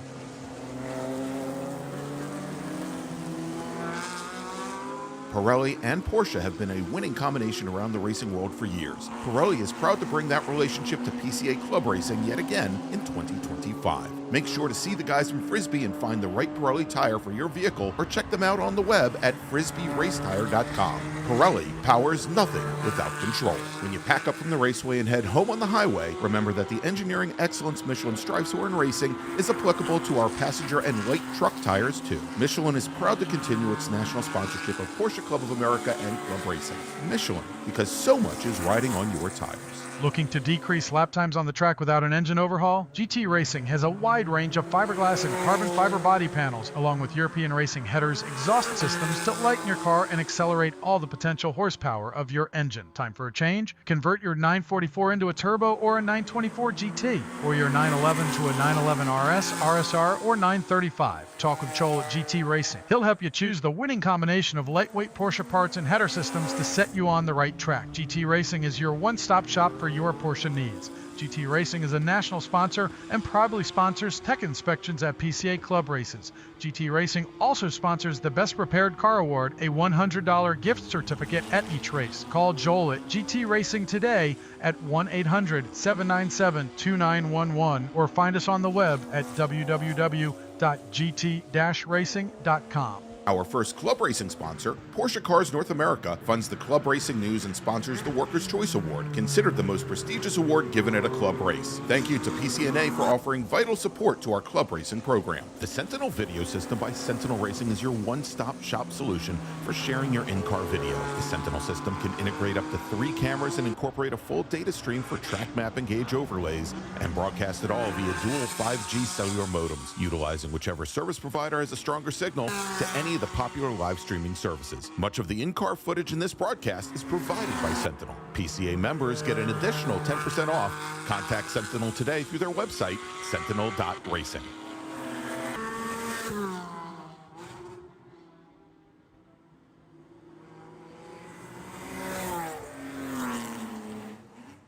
Back just in time to watch the Spec Boxer lead between Dallas Carroll and Joseph Koo. You saw it all happen during the commercial break as they worked their way towards the corkscrew. Jeremy Scott, Brendan Kazmarek, and Brendan, this has been a battle that we were expecting to brew all throughout the race. Now they worked their way through, and I thought they were doing everything but making contact there, both Koo and Carroll.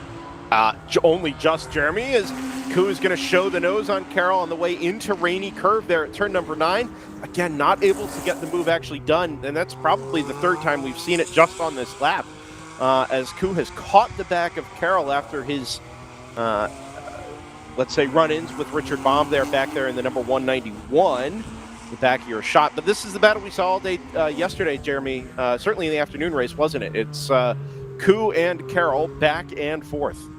Of course, Carroll also trying to do the same in POC. Had to run into some problems yesterday, and now they both go a little wide. Koo looks to the inside. He's too far away to even think about something. Waits for Carroll to dive on the outside. That's not going to happen this time, as last time by we saw them going side by side for position, working their way through 3, and now one has to wonder if Koo's just sitting back, letting the tires come back to him, and because that was a pretty aggressive lap out of both drivers.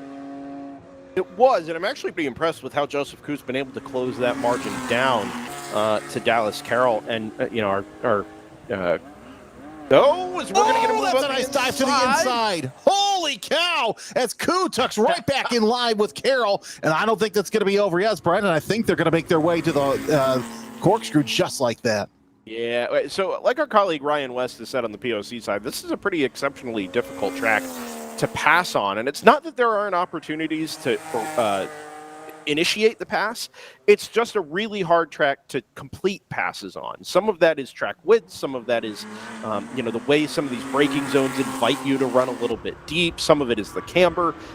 It's a really unique racetrack in that regard, and we're seeing it with Joseph Koo here, able to show the nose, able to kind of look at maybe a late braking maneuver on the way into some of these slower corners, but it's so difficult to square it up on the exit and actually make it happen, or carry the corner through the mid-speed like you need to do, the mid-corner speed at the Andretti hairpin when you come back on the throttle towards turn number 3. Koo just doesn't really have enough when he charges the braking zone to try and upset Dallas Carroll's number 106 a little bit at corner entry. Is now they're going to get a little help from Tim Salveson, your race leader in the number 79. Does this just put Dallas Carroll off enough to let Joseph Koo have a sniff at the race lead? Actually, no. It's going to put Salveson's going to put himself between those two cars. Now, does Salveson clear Dallas Carroll on the way into turn number 4, more or less? Yes. And they're now going to have to contend with Mark Krigler in the number 204. Yeah, Krigler having to flash his lights and going left, going right as he tries to make his way around. He gets one, and if I'm Koo, I'm closing in on Krigler because he's going to open up a hole. Opens it up on the wrong place, so for Koo to make any sort of advantage, we'll see if that kind of backs up Carroll into Koo as they work their way out of 5 into 6, and now up the Ray Hall straight. We'll see them next time by as they come through the corkscrew. There's your overall leader, Tim Salveson. Krigler closing in. That was a fun battle as well last time out, so we'll see if that decides to develop again. But there's your Spec Boxer leaders making their way out of Rainy Curve and down the hill through turn 9, and now setting up for turn number 10. It's about a 1 to 2 car length gap that Carroll has over Koo. And by the way, Koo with the fastest lap of the race, 43.186. But the way that they're battling, it's only a couple of tenths off of their fastest laps. As once again, Koo heavy on the brake pedal a little later. That helps out. And now the momentum shift goes to Koo as they work their way onto the front straightaway once again. They'll cross the start-finish line, make the climb into the Andretti hairpin. That's where we've seen Koo try and make some bold moves, to say the least, and he's not going to be able to do it this time. He looks to the outside. Now he's going to try and move to the inside as they're almost side by side. Shut the front door. Dallas Carroll dip, and now they're side by side again. Koo with the nose out front. Little wiggle coming off that corner, and Dallas Carroll has the line going into turn 3, so he will automatically get that back. It's harder to run the outside line when you're side by side with everybody. Interesting to note that Carroll's in the middle of the course, and still, I gotta say, Koo, he's running that thing ragged. That's going every which way but sideways. I don't know if Dallas Carroll made a mistake at the apex of turn 3 there that compromises corner exit, but Koo's going to try it again here up the inside of 5. It's a cambered corner, Jeremy, so Dallas Carroll should be able to come back to the throttle pretty early, but Koo actually commits to that run up the inside, able to draw alongside Dallas Carroll, and I think when we get to the compression here at turn number 6, it is likely to be Joseph Koo that we see arrive at the corkscrew first. Anyway, back to that turn 3 corner exit there. I have to assume Carroll made some kind of mistake, maybe the wrong gear or something, as the lead does change hands. That set him offline in the middle of the road there underneath the TireRack.com bridge. Just ended up cascading itself all the way down through turn 4 and into the braking zone for turn number 5, where Koo was able to set up the pass and eventually get it done. Yeah, now Carroll has a couple of other attacks to make before the race is over. They'll come across the line with under 7 minutes left to go. Just a handful of laps left to go in this weekend here for PCA Club Racing. Great to have them here alongside us with POC. Of course, they have. They're not going to be running for quite some time. We'll talk more about that in just a little bit. But now that gap opened up to about 4 car lengths, and Koo knows that his lead's not safe because he had to take that kind of the deeper, shallower line to get in there. But that's given Dallas Carroll a chance to close in. He knows how fast that 106 is, and I don't think that he's just going to stand on his heels there and basically try and get something done, because there's going to be another attack here shortly. Elsewhere on the field here, Jeremy, Scott Dager has refocused in the number 47, puts in a personal best of a 132.784, and with 6.5 minutes left, has the margin for the overall podium, a third step on the overall podium, down to just 1.3 seconds. Does it again with a 131.8 and takes 1.5 seconds out of Alan Ritchie in the number 411. So that battle has the potential to come together. Also, elsewhere in Spec Boxster, Trygve Isaacson defending now from Jack Sherwood in the number 100. Sherwood able to take a 10th out, but that margin is just half a second. As we go up to this battle for third, it's not measured in seconds anymore, Jeremy. It's measured in car lengths. That's Ritchie, and that's Dager battling for third.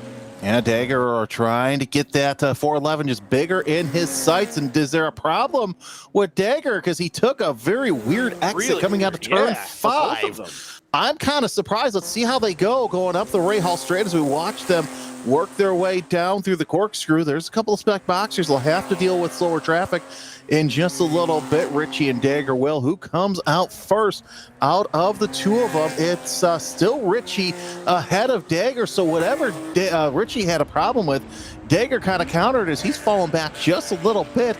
I'm curious to see if maybe there was some sort of hiccup with that 411. Well, yeah, potentially. It got even weirder because Dager was completely out of line, or off the line, headed up into the corkscrew, ended up overshooting the entrance there, ended up way to driver's right, which set up the angle down the corkscrew itself completely wrong, and ended up costing him, it's probably going to be upwards of a second here. Ends up running about the same lap time, but he is about a second quicker per lap on balance. So, you know, we saw it a little bit earlier, Jeremy. Dager kind of made the one little mistake, and it ended up compounding itself. Right, you run a little bit deep in a braking zone, and you end up having to go wide so that you don't collect the car in front of you. Okay, you just gather it up, march forward, and you know, let that be in the past. What ended up happening with Dager is that it compounded itself, and he ended up losing 4 or 5 seconds as a result, and now has had it all to do to try and catch Alan Ritchie, excuse me, in the number 411. It just can't let the mistakes cascade or compound on top of each other. You end up offline. Okay, gather it up, get it right again. I think that's where Dager is at now, but he's running out of time here. Just 4 minutes left. There's only probably going to be 3 more laps. And, you know, here's the thing, too. We saw exactly this play out during race number 2 yesterday, as once again Dagger closes within a couple of car lengths as they're working their way through the slower spec Boxster traffic. And especially with these two, and he also had Herback in the mix at some point, but he's fallen back just a little bit again. This is all out-of-class battle, as now Dagger closes within less than a car length on Richie as they work their way through turn number 11.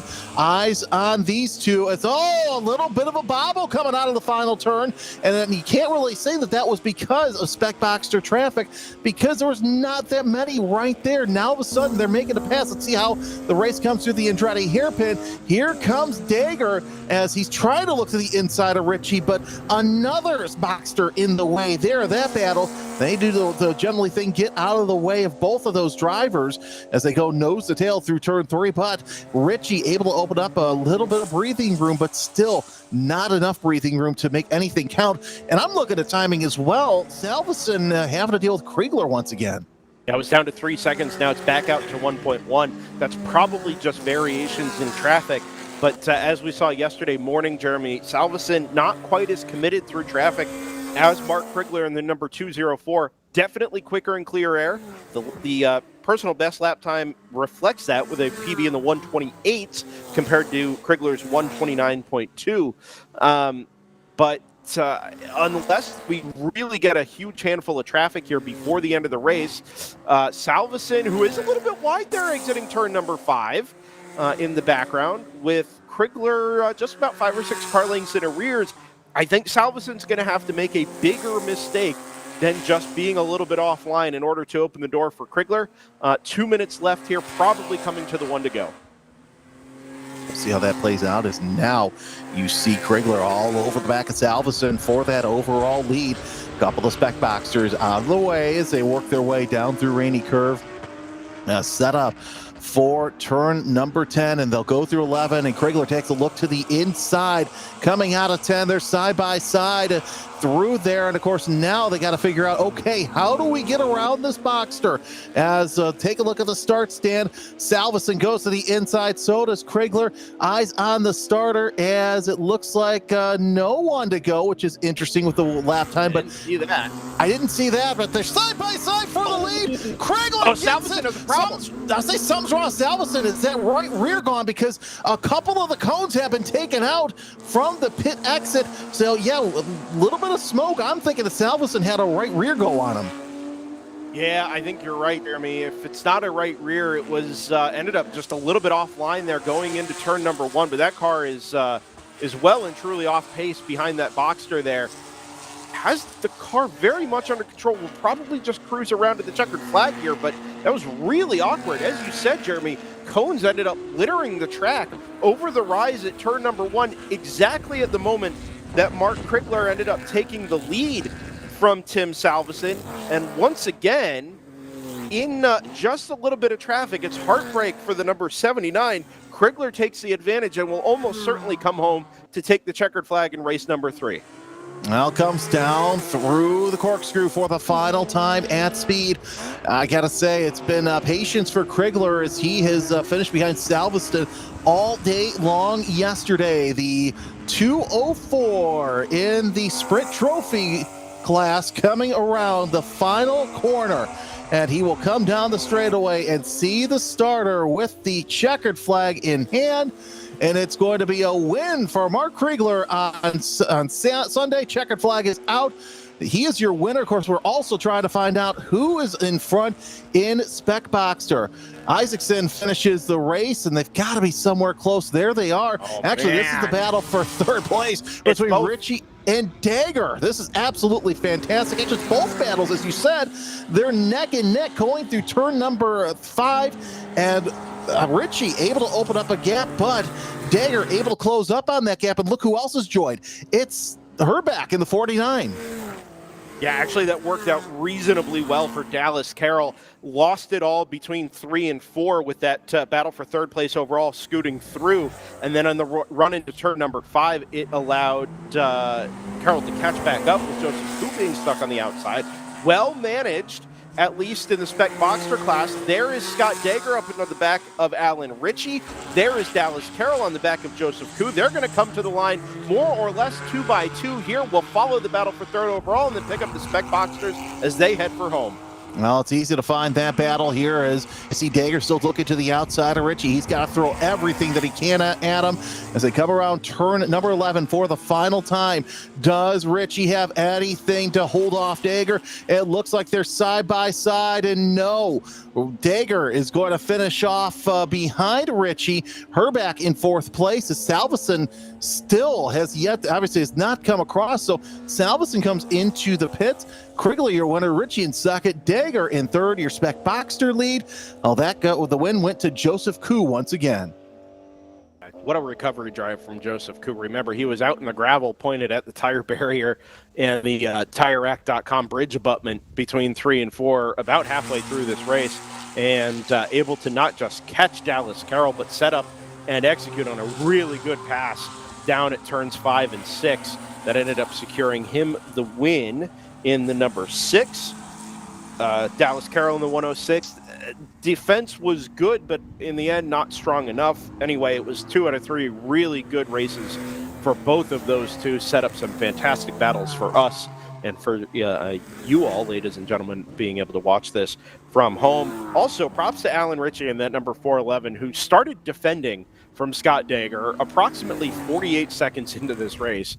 And, with some margin built in there in the middle part of the race, absorbed that pressure for all 30 minutes, never let Dager out in front, just positioned his car exactly right, parked the car on the apex where he needed to prevent Dager from getting the run down these longer straights.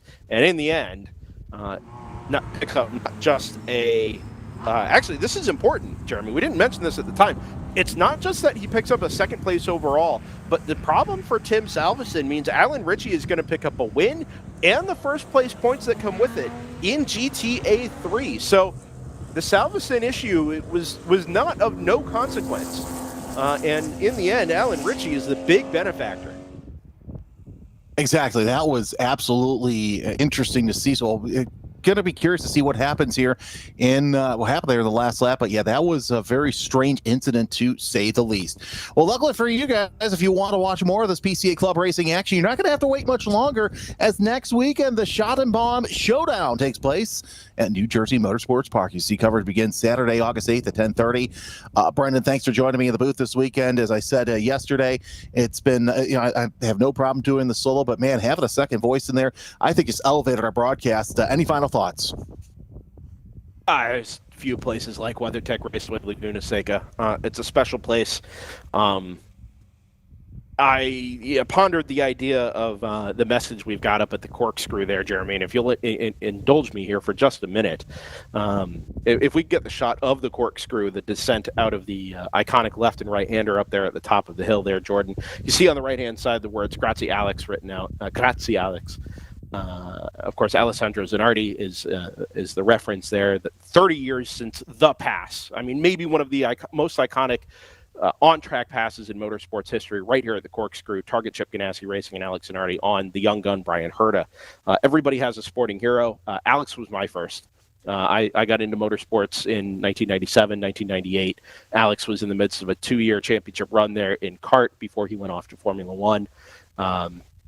Alex's career went the way that it did. Obviously, the accident in Germany in 2001, but rebounded in a way that I think very few others could possibly have done, becoming a Paralympic champion, a world champion in hand cycling, never mind being a hell of a race car driver, even with hand controls and adaptive controls. Alex's last couple of years were obviously spent in recovery from a road cycling accident, a hand cycling accident that took a lot of Alex's life away from him before he eventually succumbed earlier this year. I owe Alex a great deal, Alex Zanardi, a great deal for getting me into motorsports in the first place, capturing my imagination as a young child, and to be here on the weekend that will precede 30 years since the past being celebrated at the Monterey Historics here in 2 more weeks is pretty special for me as well. It's a special place to begin with, but with that all in mind, I feel very, very fortunate to have shared this weekend with you, Jeremy, and with Ryan West on the POC side. I cannot wait to come back and do this all again. It is really such a fine marriage of all the things we love about Porsches and about motorsport, and that I'm fortunate enough to be a part of here on DriversEye Live. So thanks for being with us, Jeremy. Thanks to Jordan Worth for our production side as well. Ryan West will be back on the microphone here in just a little bit to cover the POC side, and we will see you next weekend from New Jersey Motorsports Park for the Schattenbaum Showdown. Stick with us the rest of the way this afternoon for 2 more excellent Porsche Owners Club races.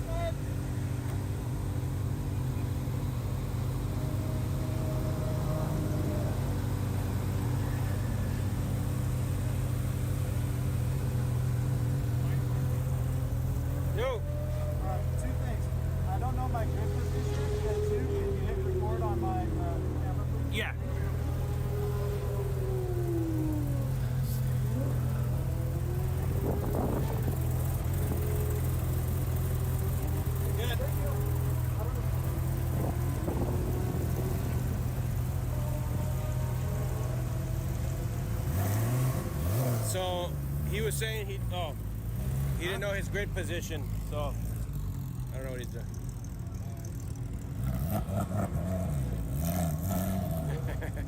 Should be in spot 19. Hello, hello.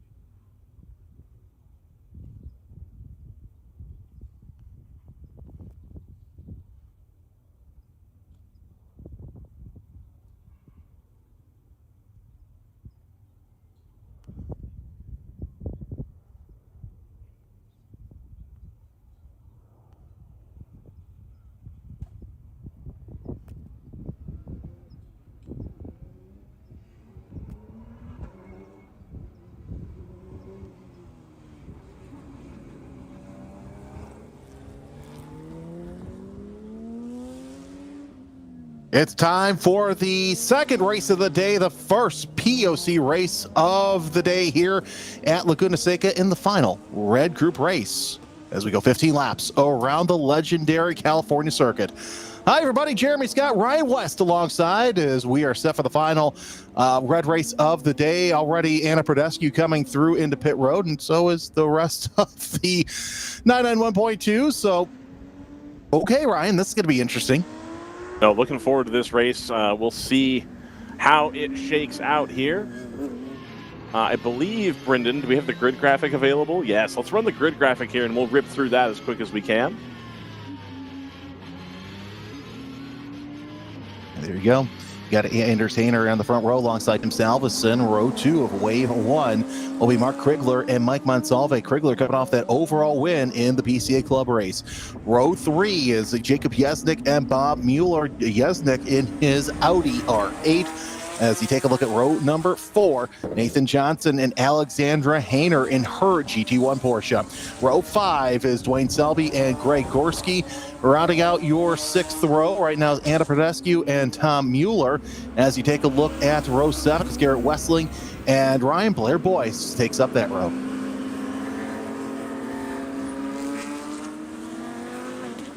And Ernst Gettner and Eben Benatti make up row 8. Row 9 is Daryl Stroster and Brett Gaviglio. That's actually going to be a split, so we'll go into the GT split with Brett Gaviglio. He's going to be alongside Brian Salehi. And that next, the row 2 of split 2 is going to be John Heldman alongside the 31 of Roland Schmidt. Paul Barnes will be right next to the 683 rider Liu Viltown. In the next row will be next to Mick Janaszek Jr. Osei Apiaji will be right there next to the driver of Scott Matz in the 706. Andy Sloan will also be in the GT3. He's one driver to watch out for, and he'll be alongside Kelly Triboulet. And they'll round out your field as they work their way. 29 cars will answer the call for today's race around Rainy Curve, I should say. They go all the way through into turn 10. You see the GT1, the 991.2s making their way around the final couple of corners. Glad to have you with us here at Laguna Seca as we are just about set to get going for the final race of the day for the red group and the final race before lunch as well, as they come down into the final corner for the first time at slow pace. Tim Salveson, Mark Krigler make up that front row, Mike Monsalve and Bob Mueller. That's going to be an interesting battle right there for your spec 991.2. A little bit further back than we normally see is your defending winner for that race. Green flag is out as they start to make their way 2-3 wide near the back of the pack.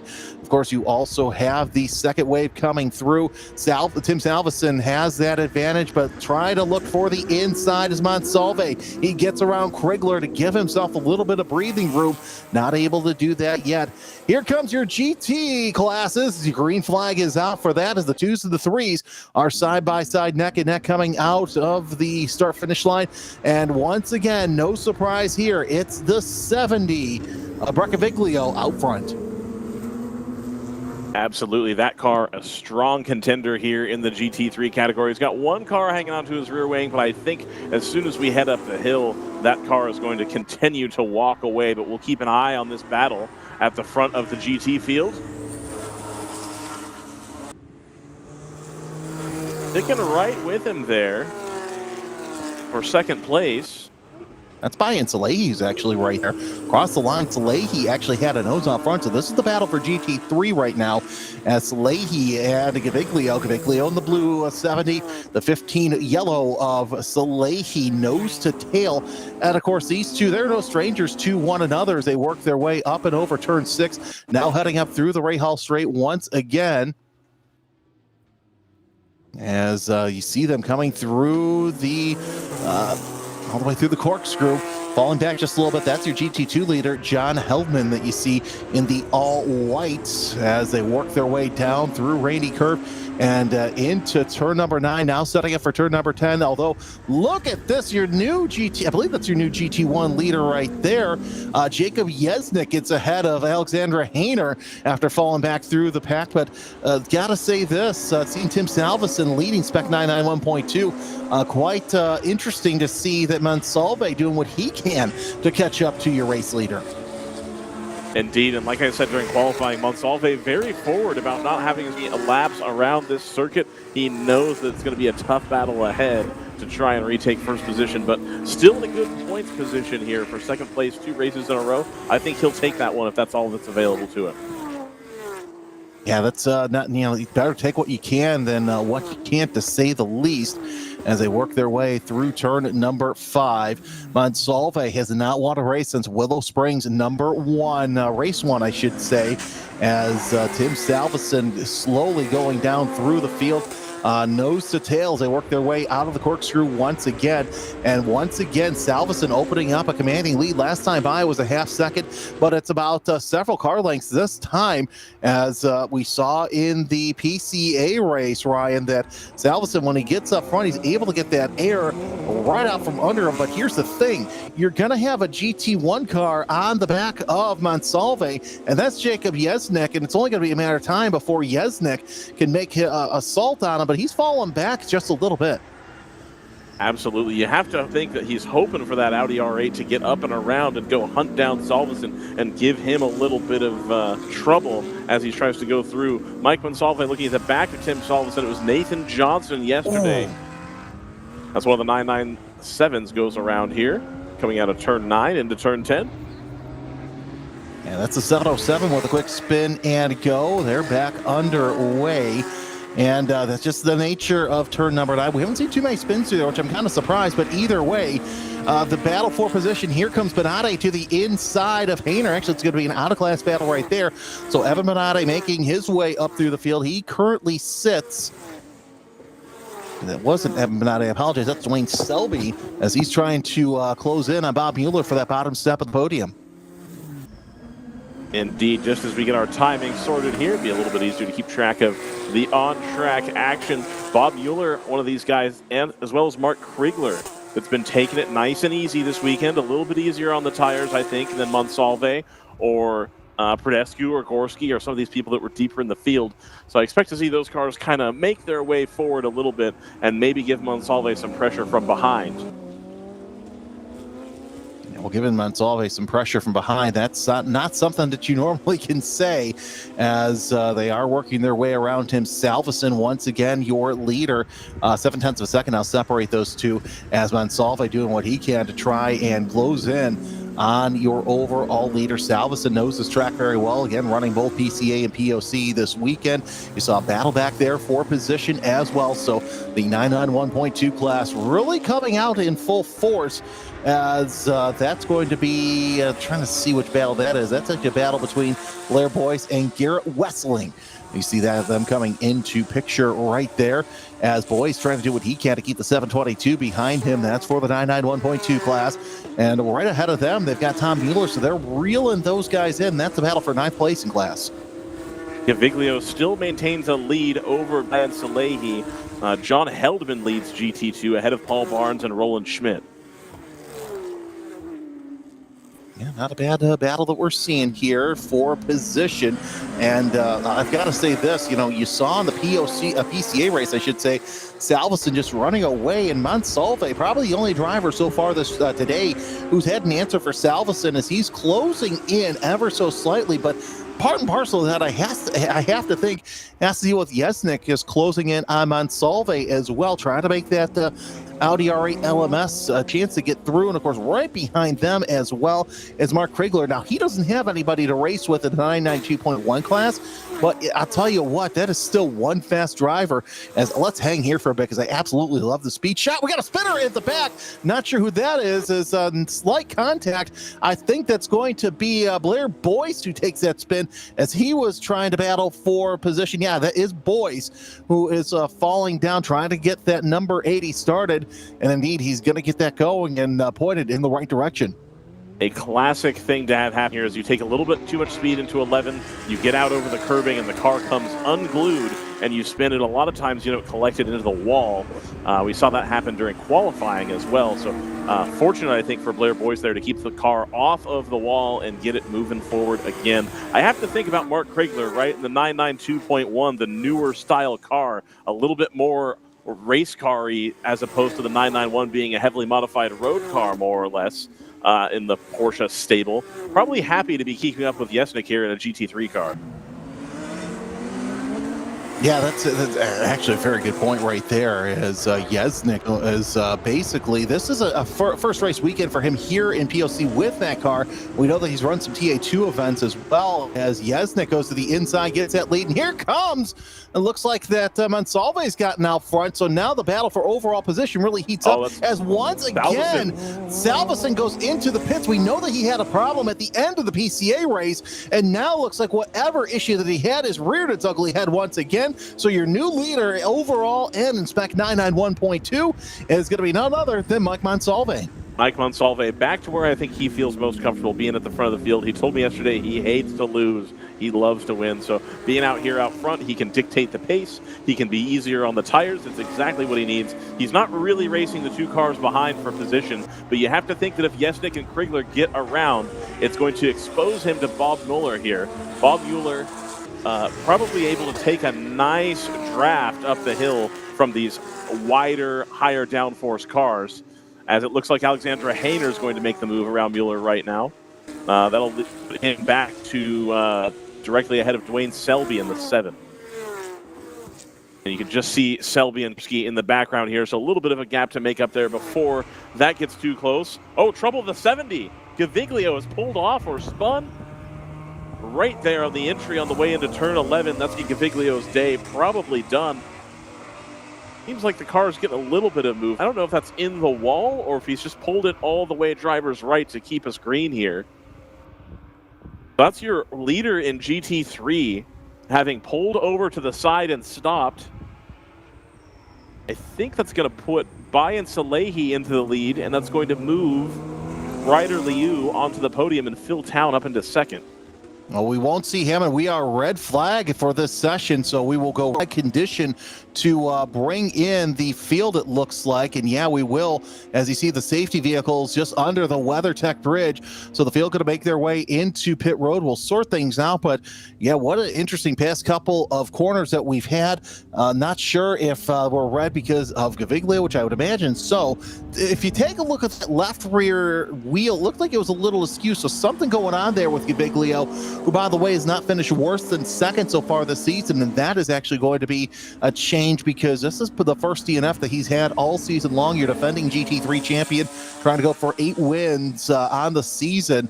Not able to do that here as we are going for a race stoppage. You see the field slowing down, heading into turn number 5. With that in mind, let's talk about your leader so far, Jacob Yesnick. And GT1 sitting second overall. Mike Monsalve, your overall in spec 991.2 leader. Bayan Salehi, your new GT3 leader. That's going to also promote Phil Town and Ryder Liu to second and third in class, as we are single file here. Mark Krigler, obviously your spec 992.1 leader. John Heldman also leading in GT2. With that in mind, we're going to step aside a little bit, take a little bit of cleanup, and we'll come back for you just in time for the restart. Working lap number 6, 9 laps to go here at WeatherTech Raceway Laguna Seca.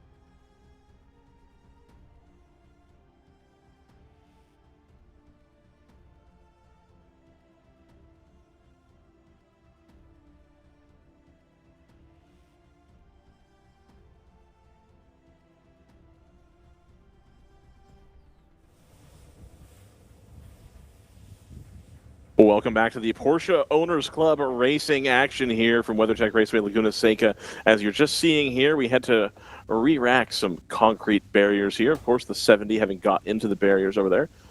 Didn't see an ambulance come to him, so I'm assuming he ended up getting out of the car okay. Didn't see that, of course, but again, all the evidence would suggest that things are all right. So thoughts to Gaviglio there. Hopefully he's all right. Hopefully the car is all right as well. So we'll be able to get back underway here at WeatherTech Raceway Laguna Seca for the second red race. And we are going to send the cars out for their sighting lap before we go back to green. I've had no indication that switched to a time-based race versus laps, but we'll keep operating under that assumption. I believe we are going to be 10 to go here.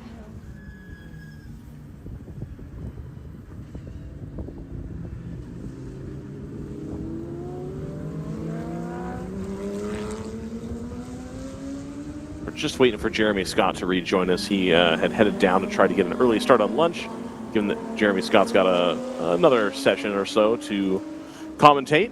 Brendan and I getting lunch, of course, with our various shifts ending and starting. Jeremy had not yet had that opportunity, so he was going to take this time and stoppage to fuel up and get ready for the end of race 2 here. So right now, the lead or the order stands as follows. You have the 87 of Mike Monsalve and Spec 991.2 leading the field. Jacob Yesnick, Mark Krigler, both cars out of class among this 991.2 battle. They're second and third. Bob Mueller, followed by Alexandra Hayner, the other GT1 runner near the front here.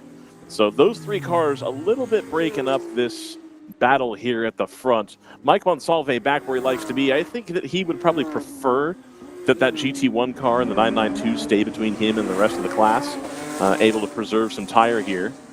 Indeed, it looks like Alexandra Hayner had gone around Bob Mueller before the red flag came out.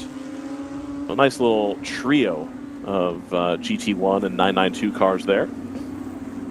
Yes, we'll come back to the restart. Sorry, come back to the restart as Salveson, he is officially out of this race. And quick cleanup for Gaviglio, of course. We'll talk more about the red flag rules here because we are definitely at 10 laps to go. Green flag is back underway. And now here's the question, Ryan. Monsalve is going to have a mirror full of the Audi. Does he let Yesnick go by, or is he going to have to fight him there for position? Oh, I think he's going to fight for the position here as the three interloper cars are kind of battling for position themselves, but it's going to allow Monsalve to have some breathing room. He's going to need to manage the traffic here. Doesn't want to pull over and let all these cars by. To let three cars by that as of yet haven't been significantly faster than him is going to bring him back into the clutches of Bob Mueller and Dwayne Selby. It looked like Selby had gone around Mueller on the restart there. Indeed, he has.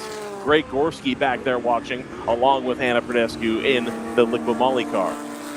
Would not be surprised to see Gorski make an attempt here for a position pass. And of course, yeah, like you said, the more cars that Monsalve has between he and Dwayne Selby, the better, as you definitely don't want to have to race here with 10 laps to go. Of course, Selby being the protagonist in a lot of these races, finished no lower than 4th so far this year. So he definitely wants to keep Selby behind. Oh, he goes a little wide coming off the corkscrew. Yeah, a little wide coming off the corkscrew. Oh, and Bob Mueller's going to be right behind him. He's going to try to take him on the inside of turn 9. Isn't going to get there in time. Not quite the space he needs. And now a little bit too much of a gap here. Oh, and that's Selby running wide again. He's going to try to take the shallow approach here. I think he's going to have to let Mueller go. And that's going to bring Greg Gorski back into the thick of the fight here. He's going to see if he can come through as well, going up towards turn 1. Yeah, Gorski's not a driver that you really want on your back bumper right through there. And once again, the GT1 battle, the GT1 Spec 992.1 battle, kind of dancing all over the place. Now Selby having to defend from Gorski. Gorski, of course, not here last round out. He finished off in 4th place yesterday, so we'll see if he can do one better and get himself on the podium in that 124 Cock Oil Porsche 991.2 as they work their way coming off of turn number 3, now setting up for turn number 4. Selby closer to Gorski than he is to anybody else. Of course, sitting back there in fifth, also Anna Prodescu. She's doing quite well for herself. He's going to try to go through on Mike Monsalve up the hill here. That's going to be his best opportunity, as it looks like Alexandra Hayner is going to try to go around Mark Krigler as well. Those GT1 cars now starting to come into their own, trying to make moves to get out in front. Yesnik so close on the rear bumper of Monsalve.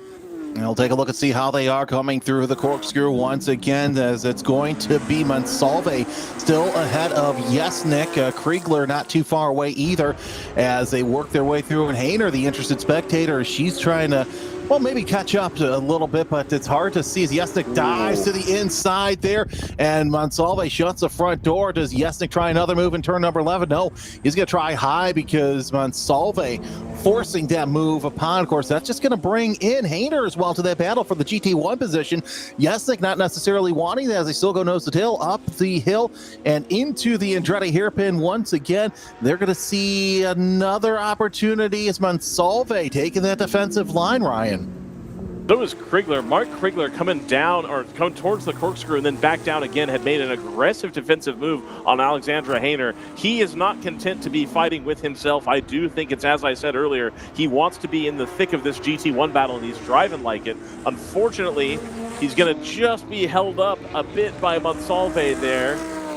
It's going to allow him to be right in front of Hayner. I think Alexandra Hayner, as long as she can get a clean run here up the hill, should have a shot to take both of them. We'll have to wait and see, though. Wow, is Yesnik out over the outside there? Gets the car a little loose.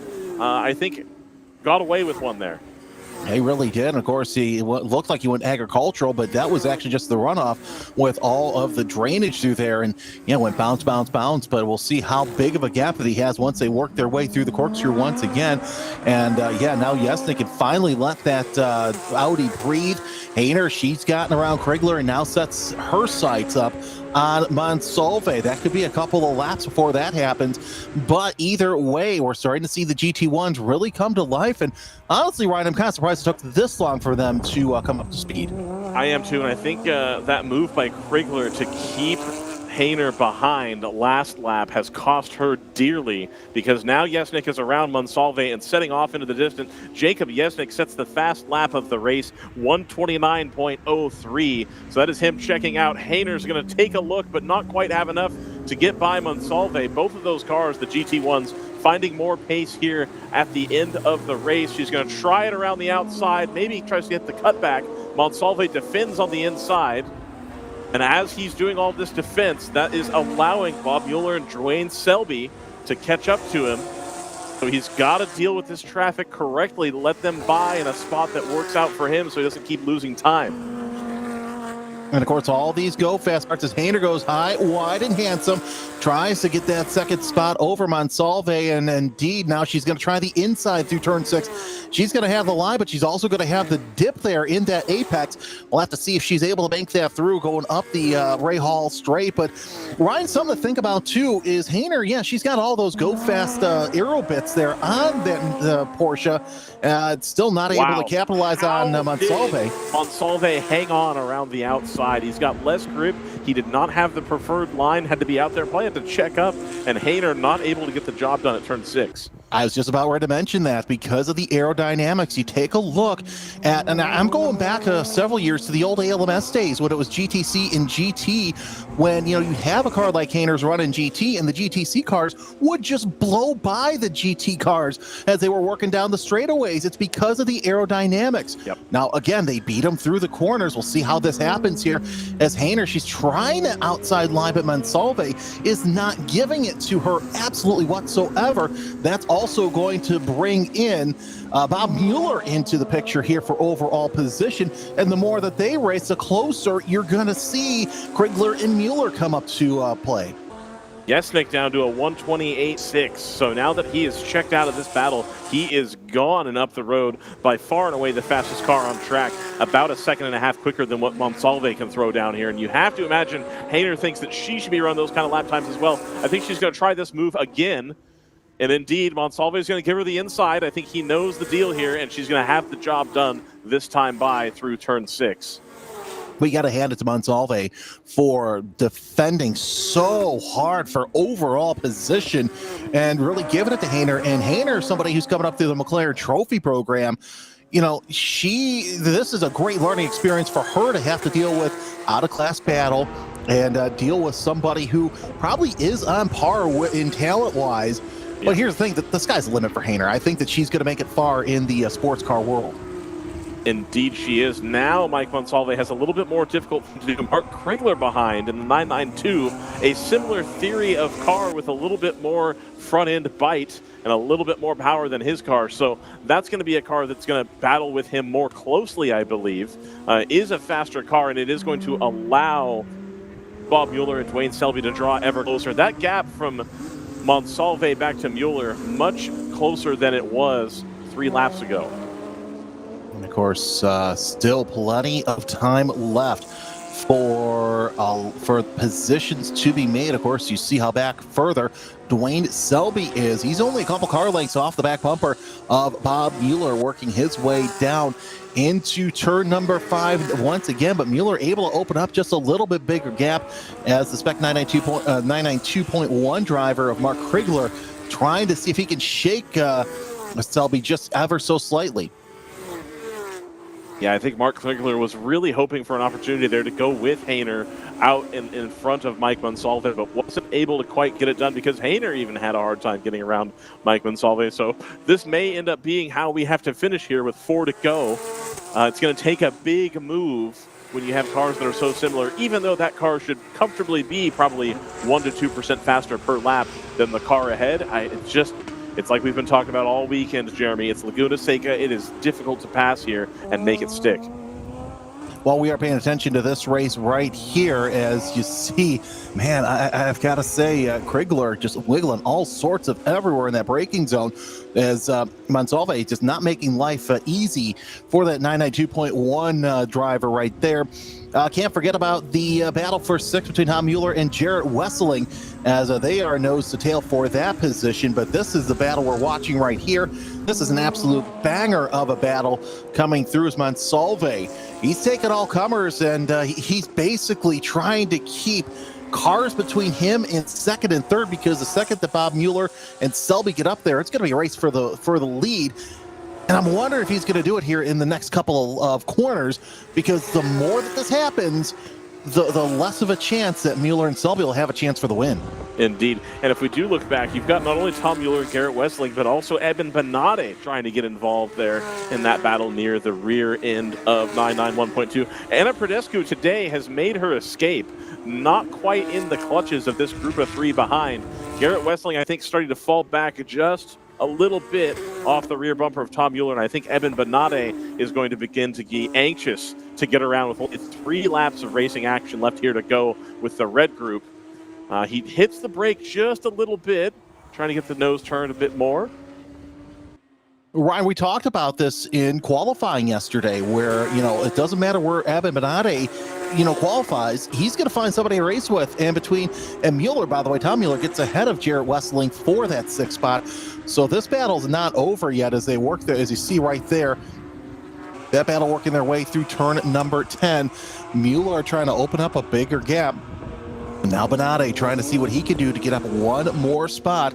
It's 2 laps to go as Monsalve trying to hold off all comers. It's a 2.2 second gap between Monsalve and Mueller. And now, that's interesting to see that you've got basically Krigler saying, you know what, fine. You want to go out there and defend me?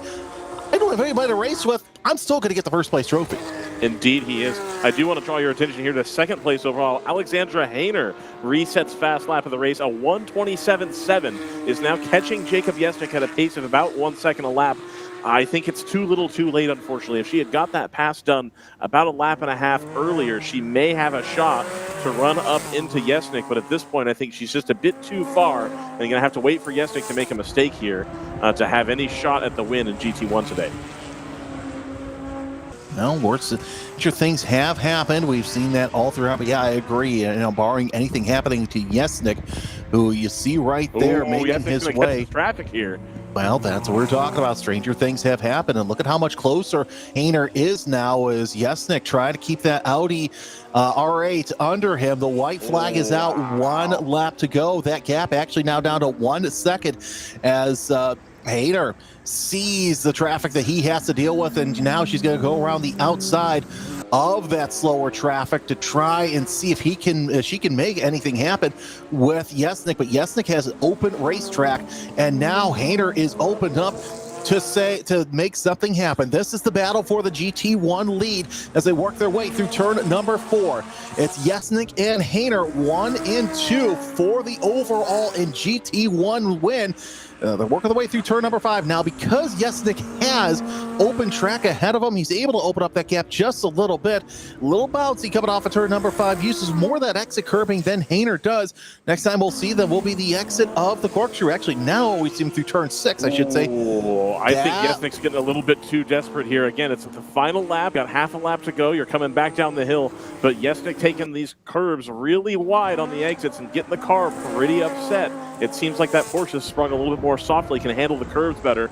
But unfortunately for Hayter, I think that lap traffic really ruined her exit on 2, and that's going to be what has taken away the opportunity for her to take the lead here on the final lap.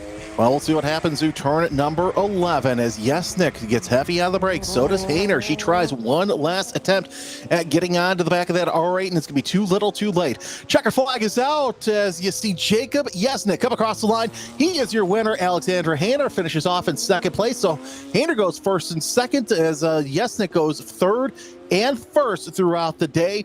Across the line, a couple of other battles taking place here, as you have Mike Monsalve coming across the line as your winner. Spec 991.2, Bob Mueller and Dwayne Selby round out your podium there. There's Anna Pradescu. She's got a great finish for herself today, as she'll come across the line and finish 5th.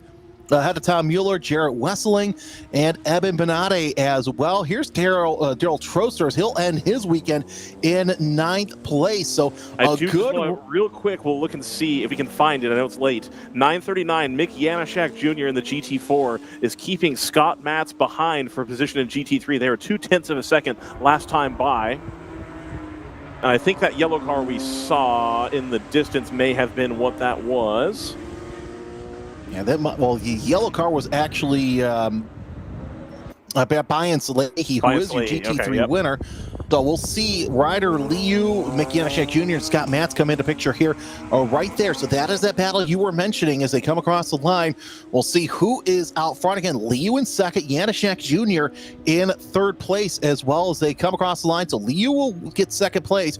Who is going to get third as they come around for the final time? That's Janaszak right there in the yellow and black. Cayman, I think, is going to hold on to the position here right at the end of the race. Indeed he does. Well, here's the thing. Janaszak, this is his best finish of the season, so great to see that he's doing quite well. And he's one of those drivers who has made his way through the POC ladder, Ryan, and finishing off, started off in time trials, moved to the orange group, and now he's in the red group, running quite well for himself. Absolutely. A good opportunity presented itself today with the unfortunate situation with the 70 has allowed all those GT3 runners to gain one more spot than they might have otherwise had. So always nice to see that happen as we see our 991.2 runners come down the pit lane. Ended up working out well for Monsalve at the end here. Bob Mueller not quite able to get around Mark Krigler to make any kind of headway on Monsalve. And so it worked out for Monsalve. Disappointed with how his day went yesterday. Able to redeem himself today with a win in 991.2. Able to consolidate his position at the front of the championship as well.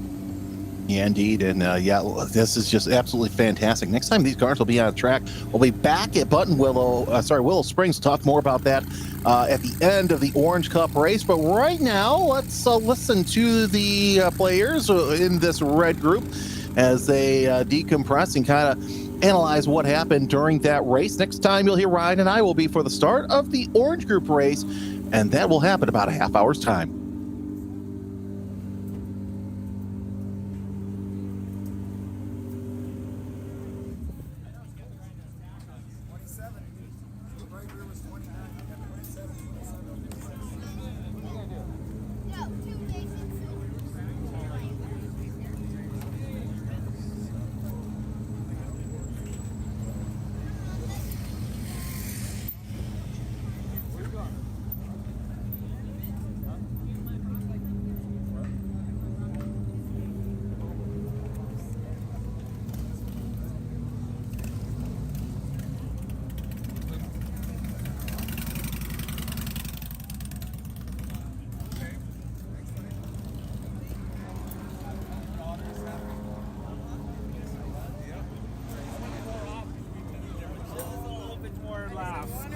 Yeah, I got him at the restart. Yeah, I know, it's a great start.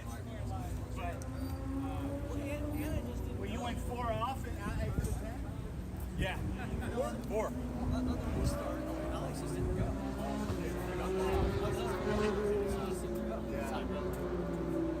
Sorry. That was great that they gave us all our laps.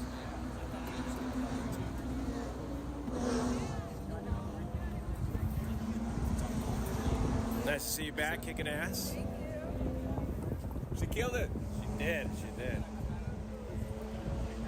Cool. You did get a little dirty though. I was like, try to.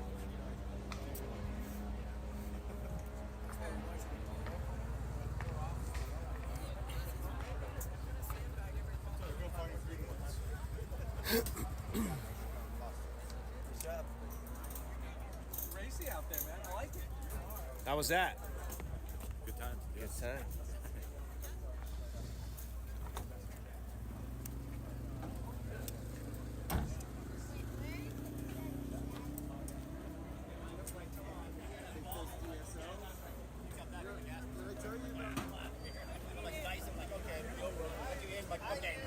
I knew before I got to the apex that I totally missed that I was screwed because I wasn't anywhere near that apex, and I'm like, yeah.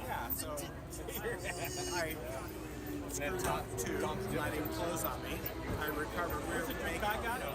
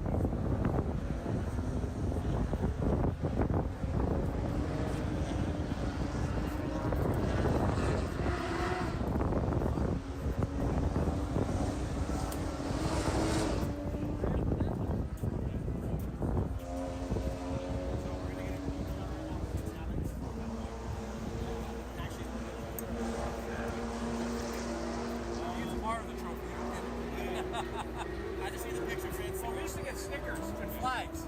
We got paper flags back in the day. Right there's perfect.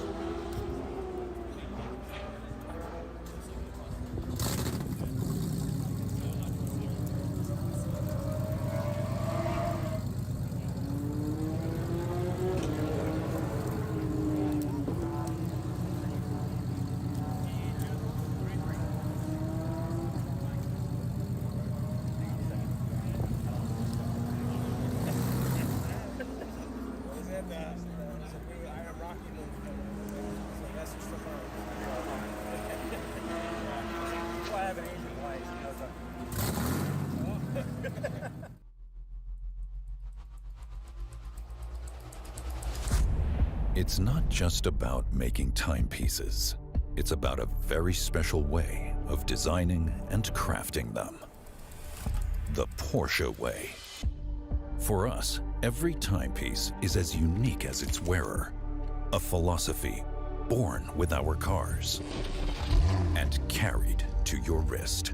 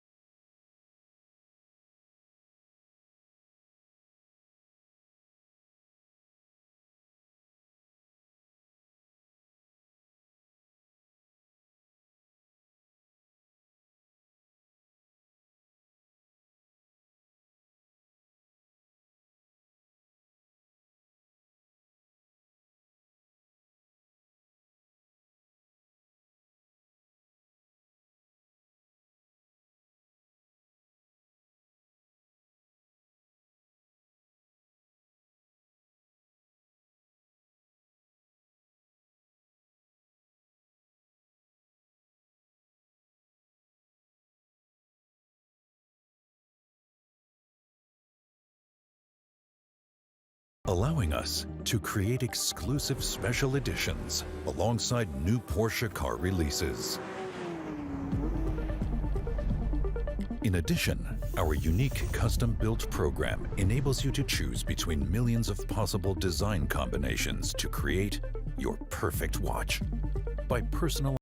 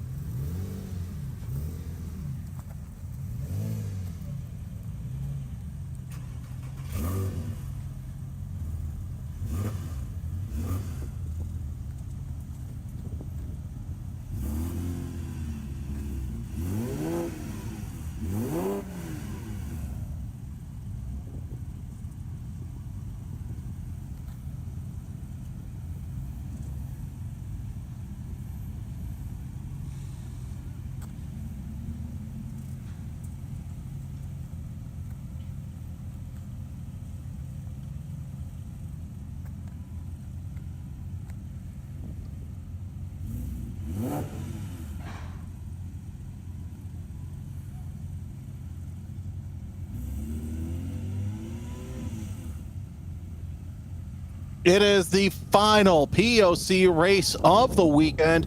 We've saved the best for last as the Orange Group will come back out for their final race of the weekend. As we'll have GT4s, GT5s, Spec Boxsters, Spec Carreras, and Spec 2.7s out there on the circuit. Hi, everybody. I'm Jeremy Scott. Ryan West alongside. Ryan, we saw a banger of a race for race number 2 yesterday, and I think we're going to expect much of the same. I think we're going to have an incredible race today. We've got the different situation going on with the tires. We've been talking about it all day today, especially during qualifying. The tires are going to make a big difference. We're on the same set that we've been using since qualifying on Friday.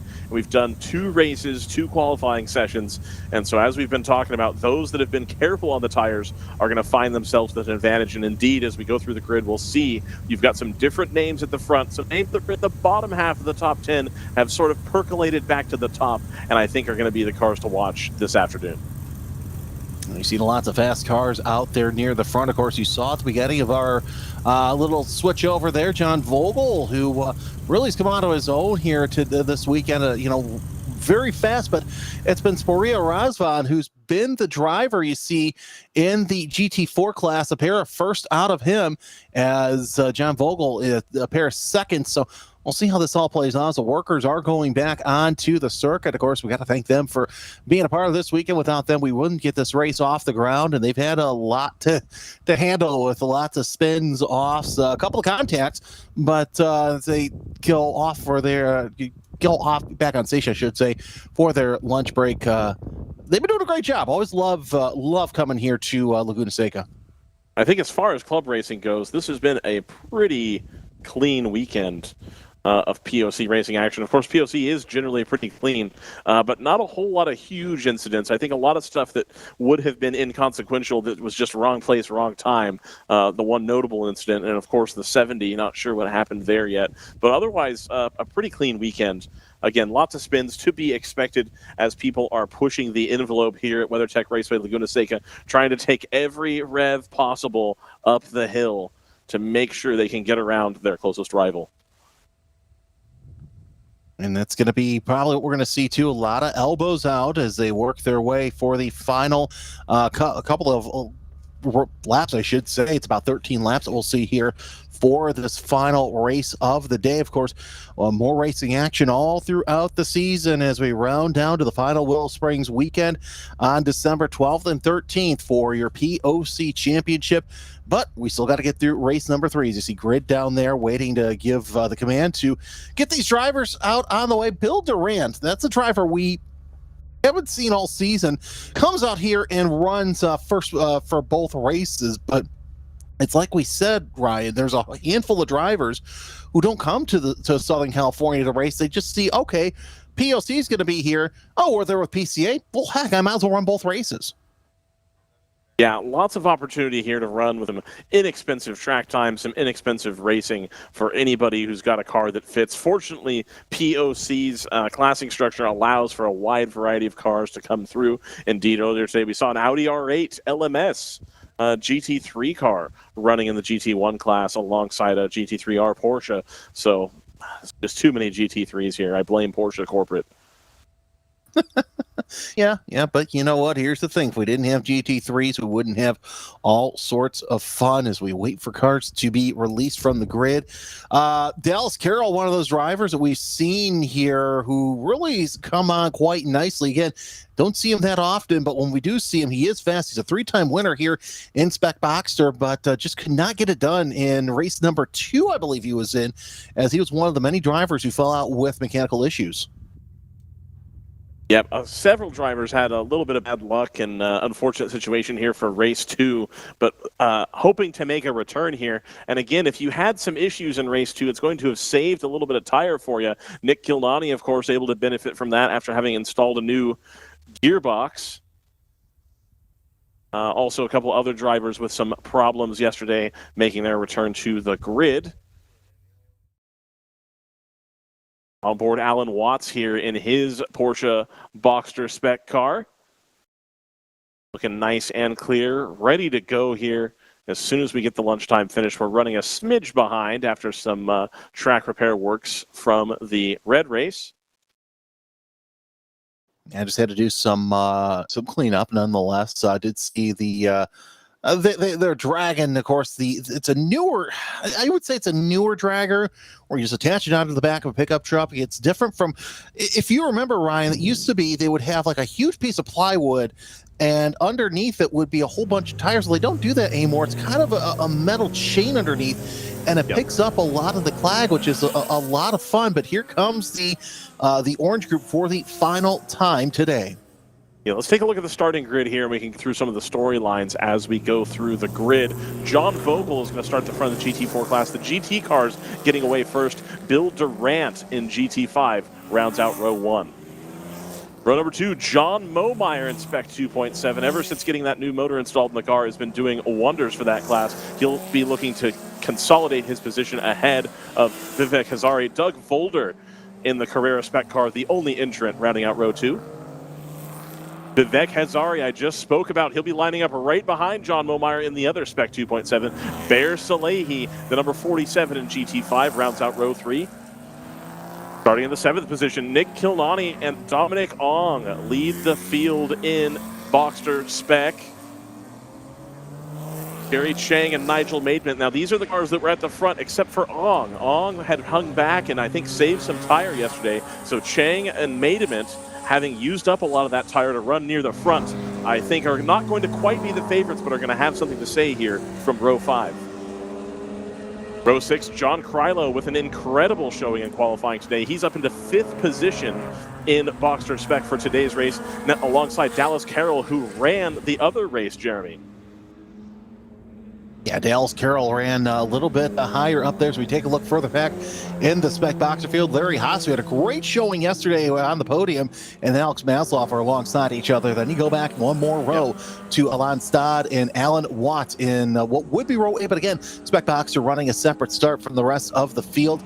Next row back, you've got Klaus Drayman and David Gold. Drayman coming up through the pack yesterday as they start to pair up. They'll come off the corkscrew and start to pair up.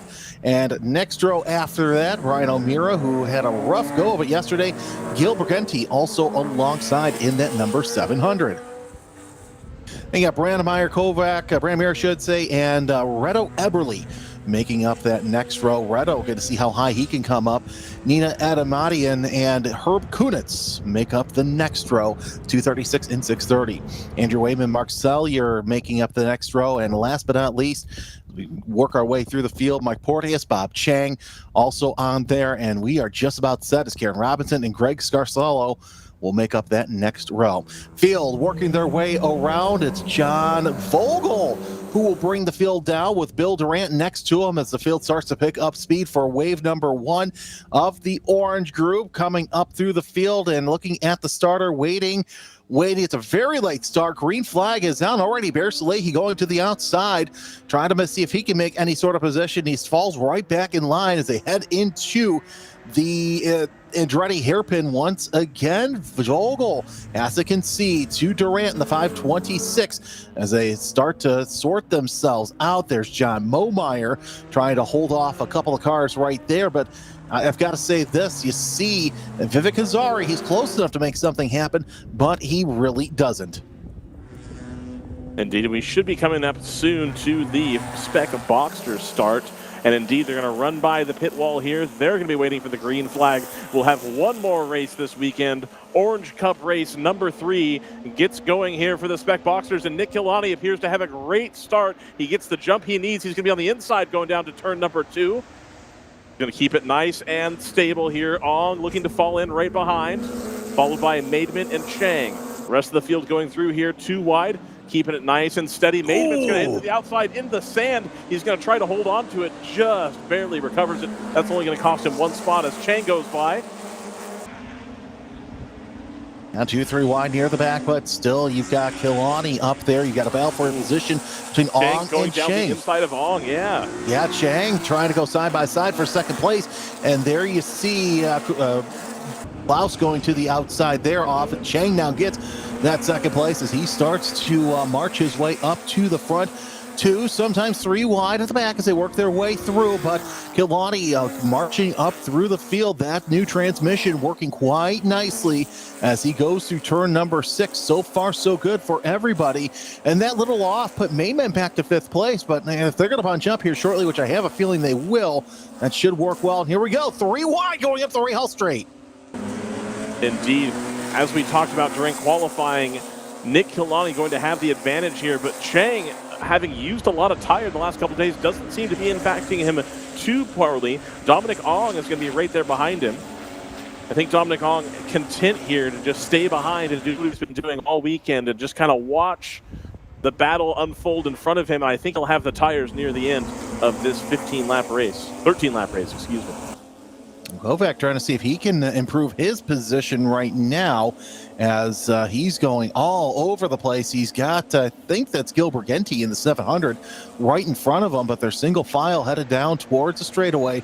Briganti with an inside advantage, and Chang has closed in, and here comes Maidman to the inside. Yeah, he's on the inside of Krylo, and Krylo with a good position. He's not giving up any inch. He's going to have the good run going into turn number 3. So that blue Porsche right there to the inside. Let's see how they are coming out of turn number 3. And it is Krylo ahead of Mayman, but Mayman's going to take a look to the inside. Krylo, of course, another one of these drivers who's got a lot more tire left to give than Maidman. I think Maidman's going to start to be getting nervous here. He needs to get around Krylo before these tires fall off the cliff. But that top 3 already setting sail, already getting away from him. Kilani, Chang, Ong, Krylo, then Maidman. Oh, we're going to go 3 wide here. I think that's Maslov is going to try to make a move on Haas and Maidman going into turn 6. Hard to take it wide there. Doesn't get it done. Now he's going to be under attack from Dallas Carroll behind. Let's take a look at this top 3 battle right here as Kilani, Chang, and Ong start to break away from the field. Oh, that's a shortcut through the corkscrew right there. Not sure who that was, but now you see Maidman go to the inside of Krylo. A little bit of a wiggle there. Can he hold the outside line through turn number 10? He does, and that's going to give him a little bit of a better advantage going into 11 because he can get a little bit deeper and try and force Krylo to take that high line coming off of turn number 11. It's not something you want to do as they go side by side. Krylo having to race Larry Haas here for that 5th spot. So now Maidman goes up 1, but I fear that the top 3 have kind of opened up, but Haas is going to go to the inside of Maidman as well. Battle for the lead as Gary Chang looks to the inside. Haas has made his way up to 4th, so Maidman's still stuck in 5th. Chang is going to keep harassing the back of Nick Kilani. Dominic Ong, I think, content here to watch Chang do all the hard work. He's staying right there, not getting out of line, not taking any alternative lines, just staying right in behind to watch and see what happens here. Krylo, I think, gave a good battle here, but ultimately gives up the positions to Maidman and Haas. Yeah, Krylo with a good qualifying position, but I think he thinks, especially the better part of Valor, let these 2 race out and maybe get a chance to close in. You see Draymond all over the back of Alan Watts. That's for 9th place as well. Draymond trying to see if he can make a look here through 5. Not going to make it happen as he works his way through the apex. And now you see Haas opening up, but I'm still watching that battle between, as we said, Watts and Draymond. Watts in the red and white 225. Let's see how they look through turn number 6. And so far, so good. Everybody kind of spacing themselves out a little bit, giving themselves a little breathing room as we're only a couple laps into this race. Absolutely. This race much tighter than it was yesterday. I think both races yesterday tended to get a little bit more strung out, but I think with the faster drivers having chewed up more tire, it's allowing the drivers that have been a little bit more slow, a little bit more methodical to close up to them, and so we have a lot more battles up and down the field here as Maslov just giving up a little bit of ground to that group of 4 ahead. Maslov, one of the guys that was pushing really hard and ended up spinning in race 2. I think he may not have enough tire left to give here. I also think Maidman's window is closing here. If he can't get around Haas in a hurry, I don't think he's going to have a chance to catch the top 3.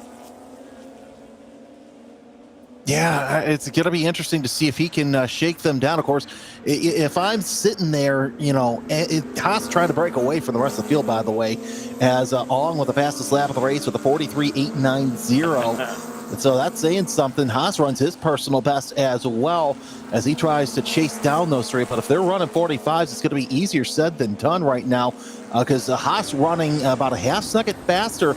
But still, you take a look at the gap, it's about 3 seconds back from third place all the way back to Haas as nobody helping each other for a draft. So that's going to be quite interesting as your top three, they start to space themselves out even further. Yeah, Dominic Ong with the fastest of the race, but still hasn't made anything remotely resembling a move to get around Chang or indeed to try to get up to Nick Kilnani. Again, just content to sit there third wheel.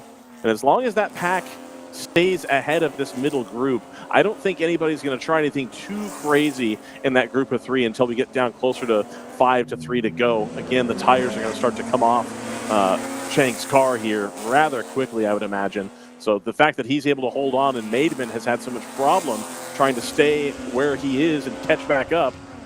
Again, Chang's going to look down the inside of 10 here.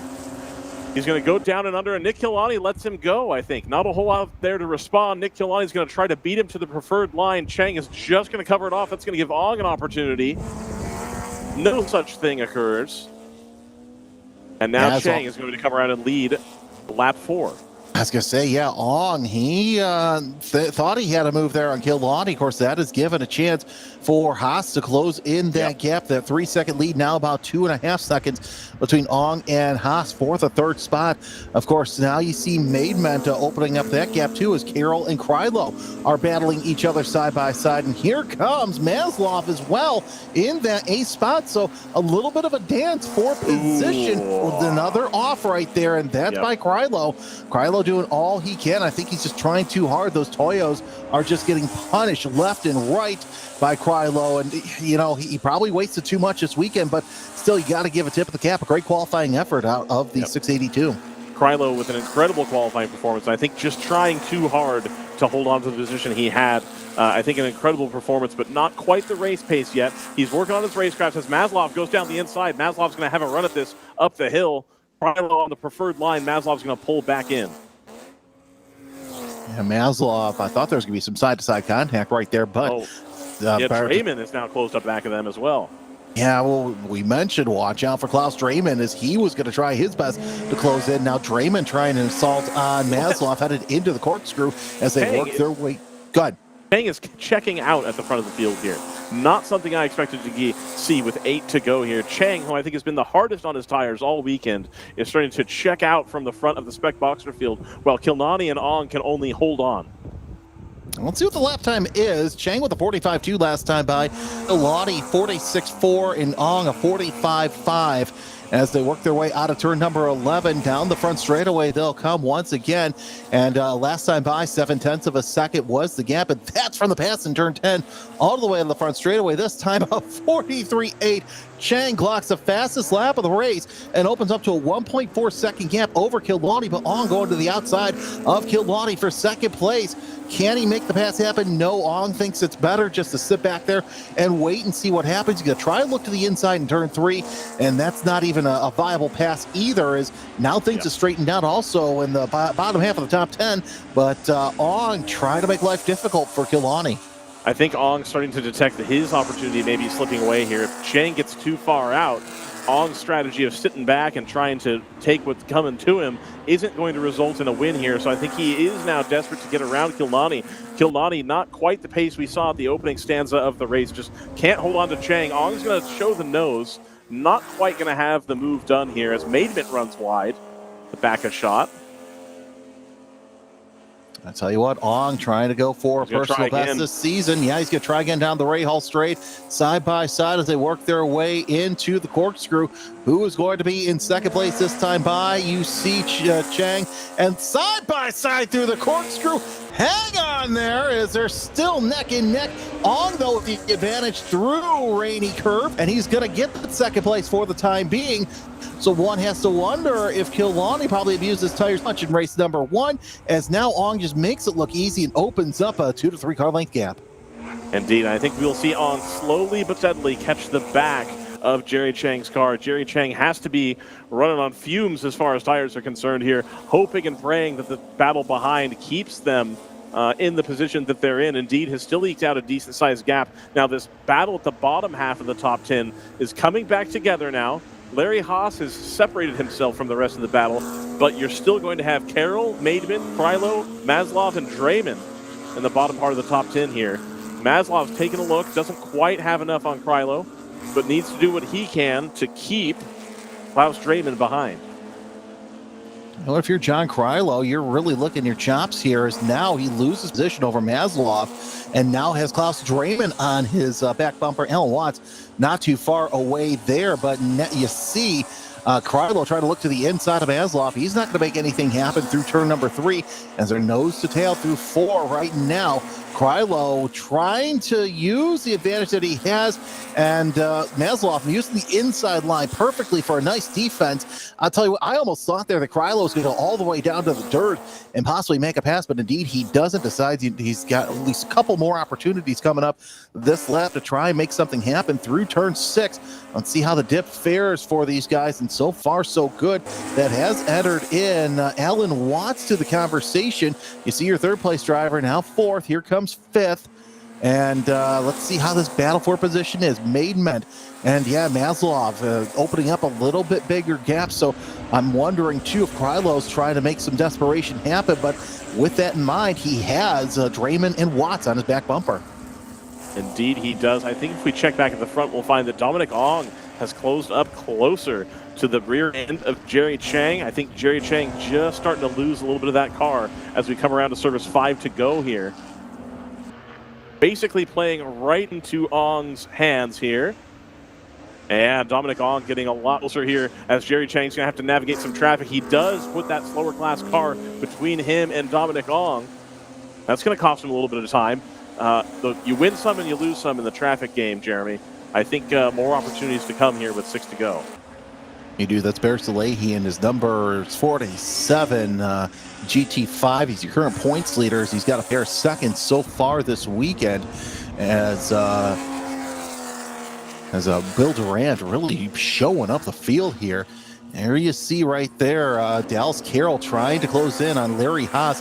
That's for 4th place in class as they're working their way around. Maimette on back, still a decent-sized battle as you saw that Maslov closing in on Maimette right there for position.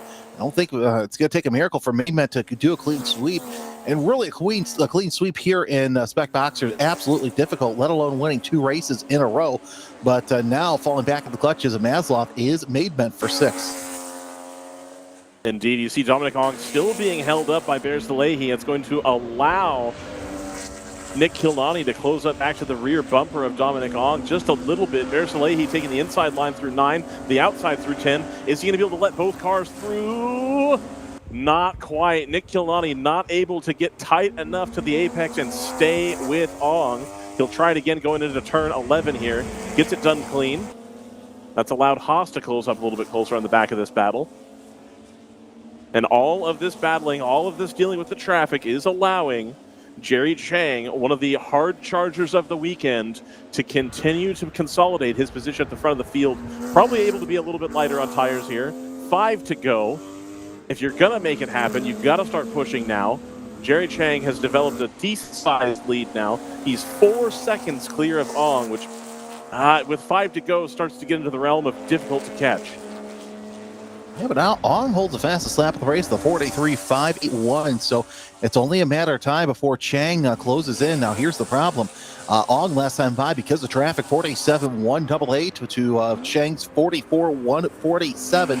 So both of these guys really have to work their way through traffic as we reach the closing stanza of this race. Haas having to try and get around Bear Salehi. That's not going to happen so easily. Salehi gets on the loud pedal, heading up the straightaway up into turn 6. That's going to give Dallas Carroll a chance to close in and try and make it a race. And Haas still cannot get around Salehi. There goes Carroll to the inside, 3 wide going up towards the corkscrew. And he's now going to pass Salehi, but I think that Carroll's going to get that position. Let's take a look here as we work our way through he does. A good pass right there. And heads up driving by Dallas Carroll. By the way, Carroll running a different color race car. And that begs the question, does the rule apply still that you have to run the same tires if you switch your car? That I don't know off the top of my head. I guess I would have to leave that to people who are paid more than me to make that decision. Wait, you get paid? I mean, Brendan brings me sodas. I mean, that's right. Okay. Is that what we're all doing it for? That's fine. Yeah, fair enough. You saw Salehi lock up his tires as Maidment. He's getting all in the mirrors of Salehi. Again, that's not a class position. That is basically a different lap position. We'll see if Salehi's able to let Maidment by. Maidment holding off Maslov and Draymond for position. And the more that Salehi gets involved in this battle, it's going to make life difficult for Maslov and make life difficult for Maidment, as both Maslov and Draymond, you definitely don't want them behind. A spin back there for Alan Watts as he was battling Krylo for position. Watts able to get it pointed forward, and he's going through. Tough racing all the way up and down the Spec Boxster field. Just want to give a shout to Bill Durant. Oh, my thing's not scrolling. Douglas Volder up front. John Momeyer leading 2.7, and then Jerry Chang, of course, on track, followed by Dominic Ong. Dominic Ong down to 2.7 seconds, so he is making the inroads he needs to make, and as we start to catch some of these faster lower class cars, it is going to get harder and harder to play the traffic game. There he is, Jerry Chang, one of the most aggressive drivers of the weekend with 3 to go. Can he hold off Dominic Ong? By the way, there's a new fastest lap of the race, John Vogel in GT4 with a 42.680. So Vogel now coming up to pace as they work their way around. Man, what a great weekend for Jerry Chang. We basically discounted him as a we thought, okay, you know what, he's going to waste his tires and all that. A pair of thirds this weekend, and those are his highest finishes of the season so far. As Ryan, the highest that he has finished was 5th in Button Willow Race 3. Indeed. So Jerry Chang, 3 laps to go here to secure his maiden win with the Porsche Owners Club. Dominic Ong surging to some extent. Last time by, gap was, 2.4 seconds, so they stabilized the bleeding a little bit, does Jerry Chang. Nick Kildani looks like he is running out. He just set a 144.2. His fastest lap of the race isn't quite going to be enough to make inroads on Ong and Chang.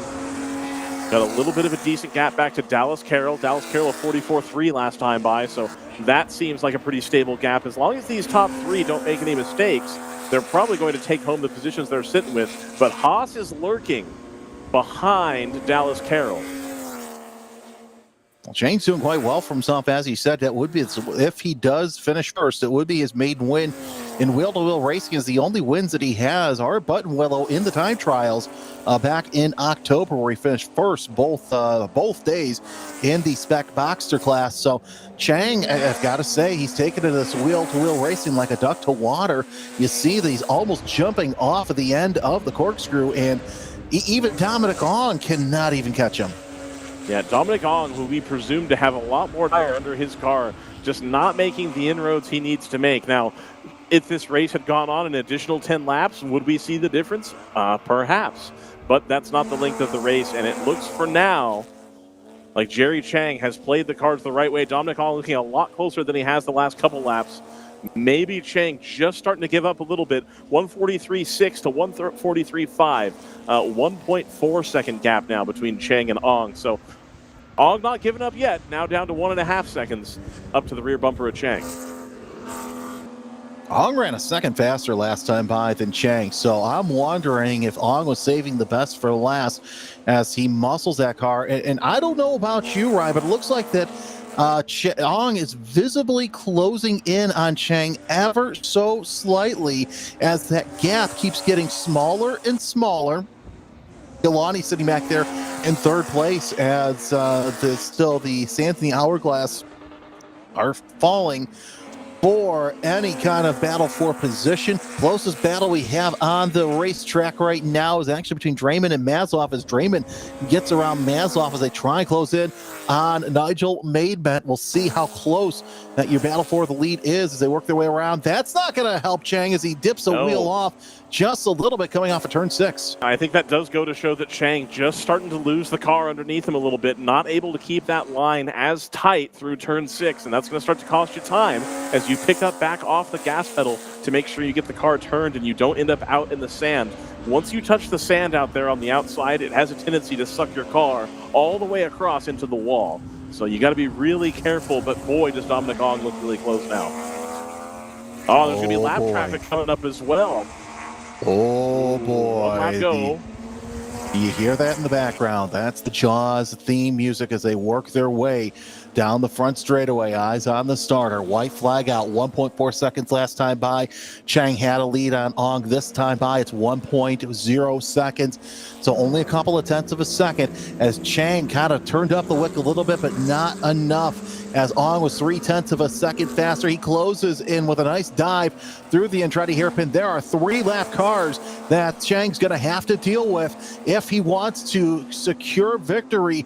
And Ong closing in ever so They're going to catch slightly. him going into 5, Jeremy. It's going to be tough. I would say don't count Kilani out yet, because if they get balked at turn 5, Kilani's going to be able to take a full speed run through 5 and up the hill, and that's going to put him right back into contention. Yeah, exactly. This is a momentum class, so you definitely want to make sure that you have that on your side. This time, Chang opening up a little bit bigger gap, but that front windshield is getting bigger and bigger with slow cars ahead of him that he is yet to put one lap down. The first car that's going to be possibly put a lap down, Diane Caffaretta. Let's see what she can do in her return to wheel racing after running in time trials the past couple of years. Down the hill they come for the final time. There's your leader, and he's going to catch up to Caffaretta right around Rainy Curve. Not the best time for that to happen as Dominic Ong is licking his chops, trying to figure out where he wants to feast on our leader, because he is closing in as the 3 lap cars are going to play a big part in this race. Ong trying to decide which line he wants to go down. He's going to take the outside line with Chang, and it might be too little too late, or is it? Does Dominic Ong have the momentum? I don't think he does. Not quite enough. Nope, as the lap cars go to the inside, checker flag is out as Jerry Chang finally gets that first wheel-to-wheel win. Dominic Ong finishes off in second place. Nick Kilani rounds out your podium. Jerry Chang with an incredible result. They're able to convert 2 podiums into a win in the 3rd race. I had all but counted him out with tire wear struggles, and he's able to get the move done and manage the gap the way he needs to be able to bring the car across the line just in time to stop a surging Dominic Ong as we see the rest of the field come through here. Vivek Hazari going to finish up 2nd place in Spec 2.7. An incredible race at the front. We had that pack at the back end of the top 10 that was dicing it up there a little bit. And, of course, this race at the front, I think Nick Kilani will accept a 3rd place here today after having installed a new gearbox yesterday.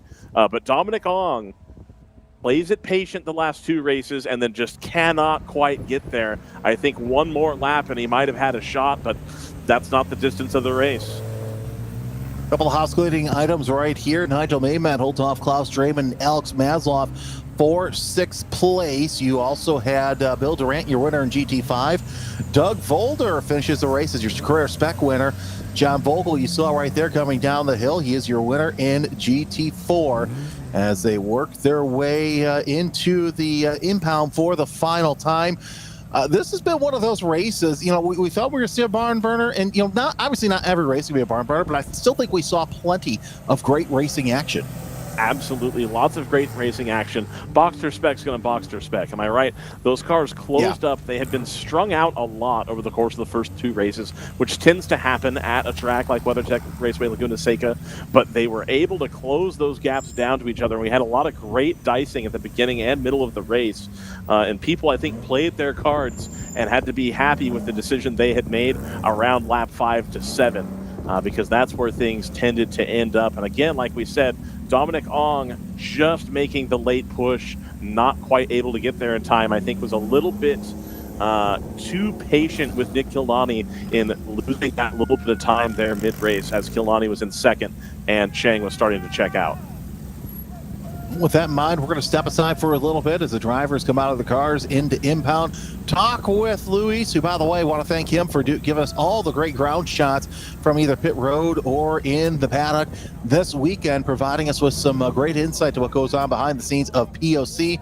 So step aside for a little bit, and we'll come back with final thoughts and wrap up the weekend.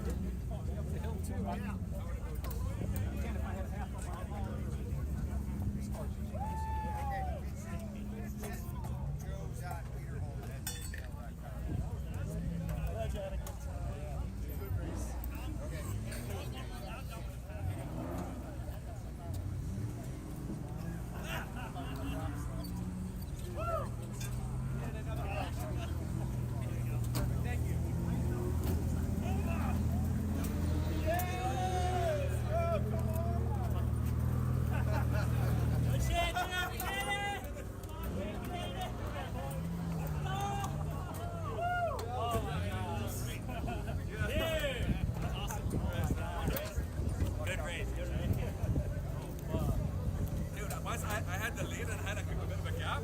I just decided, I'm going to cruise a bit because I don't want my tires to die. Halfway through, I look back and Tom is like, he's like, I'm like, oh shit, I got to get back on it. I had to start picking it up again. I was like, oh my god. It's not good.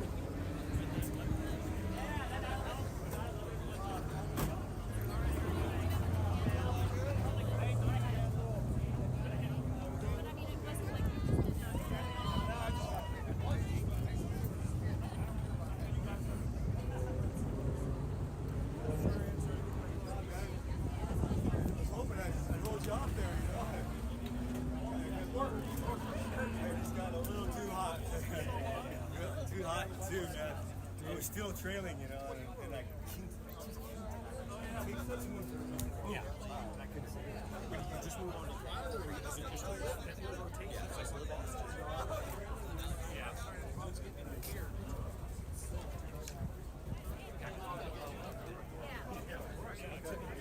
So every time it was, you would catch me in the corkscrew because I couldn't get it.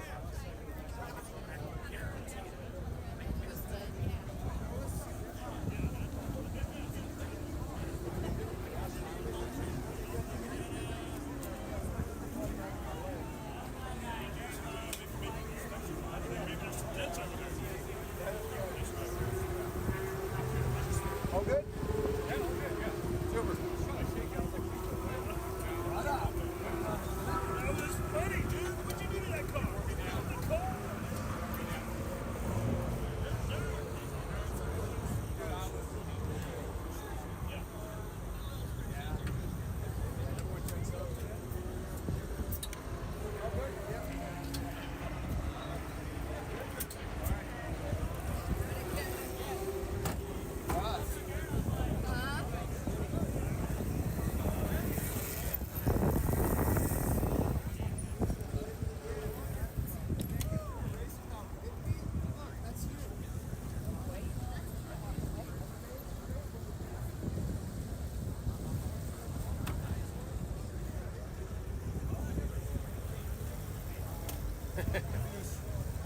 Good race?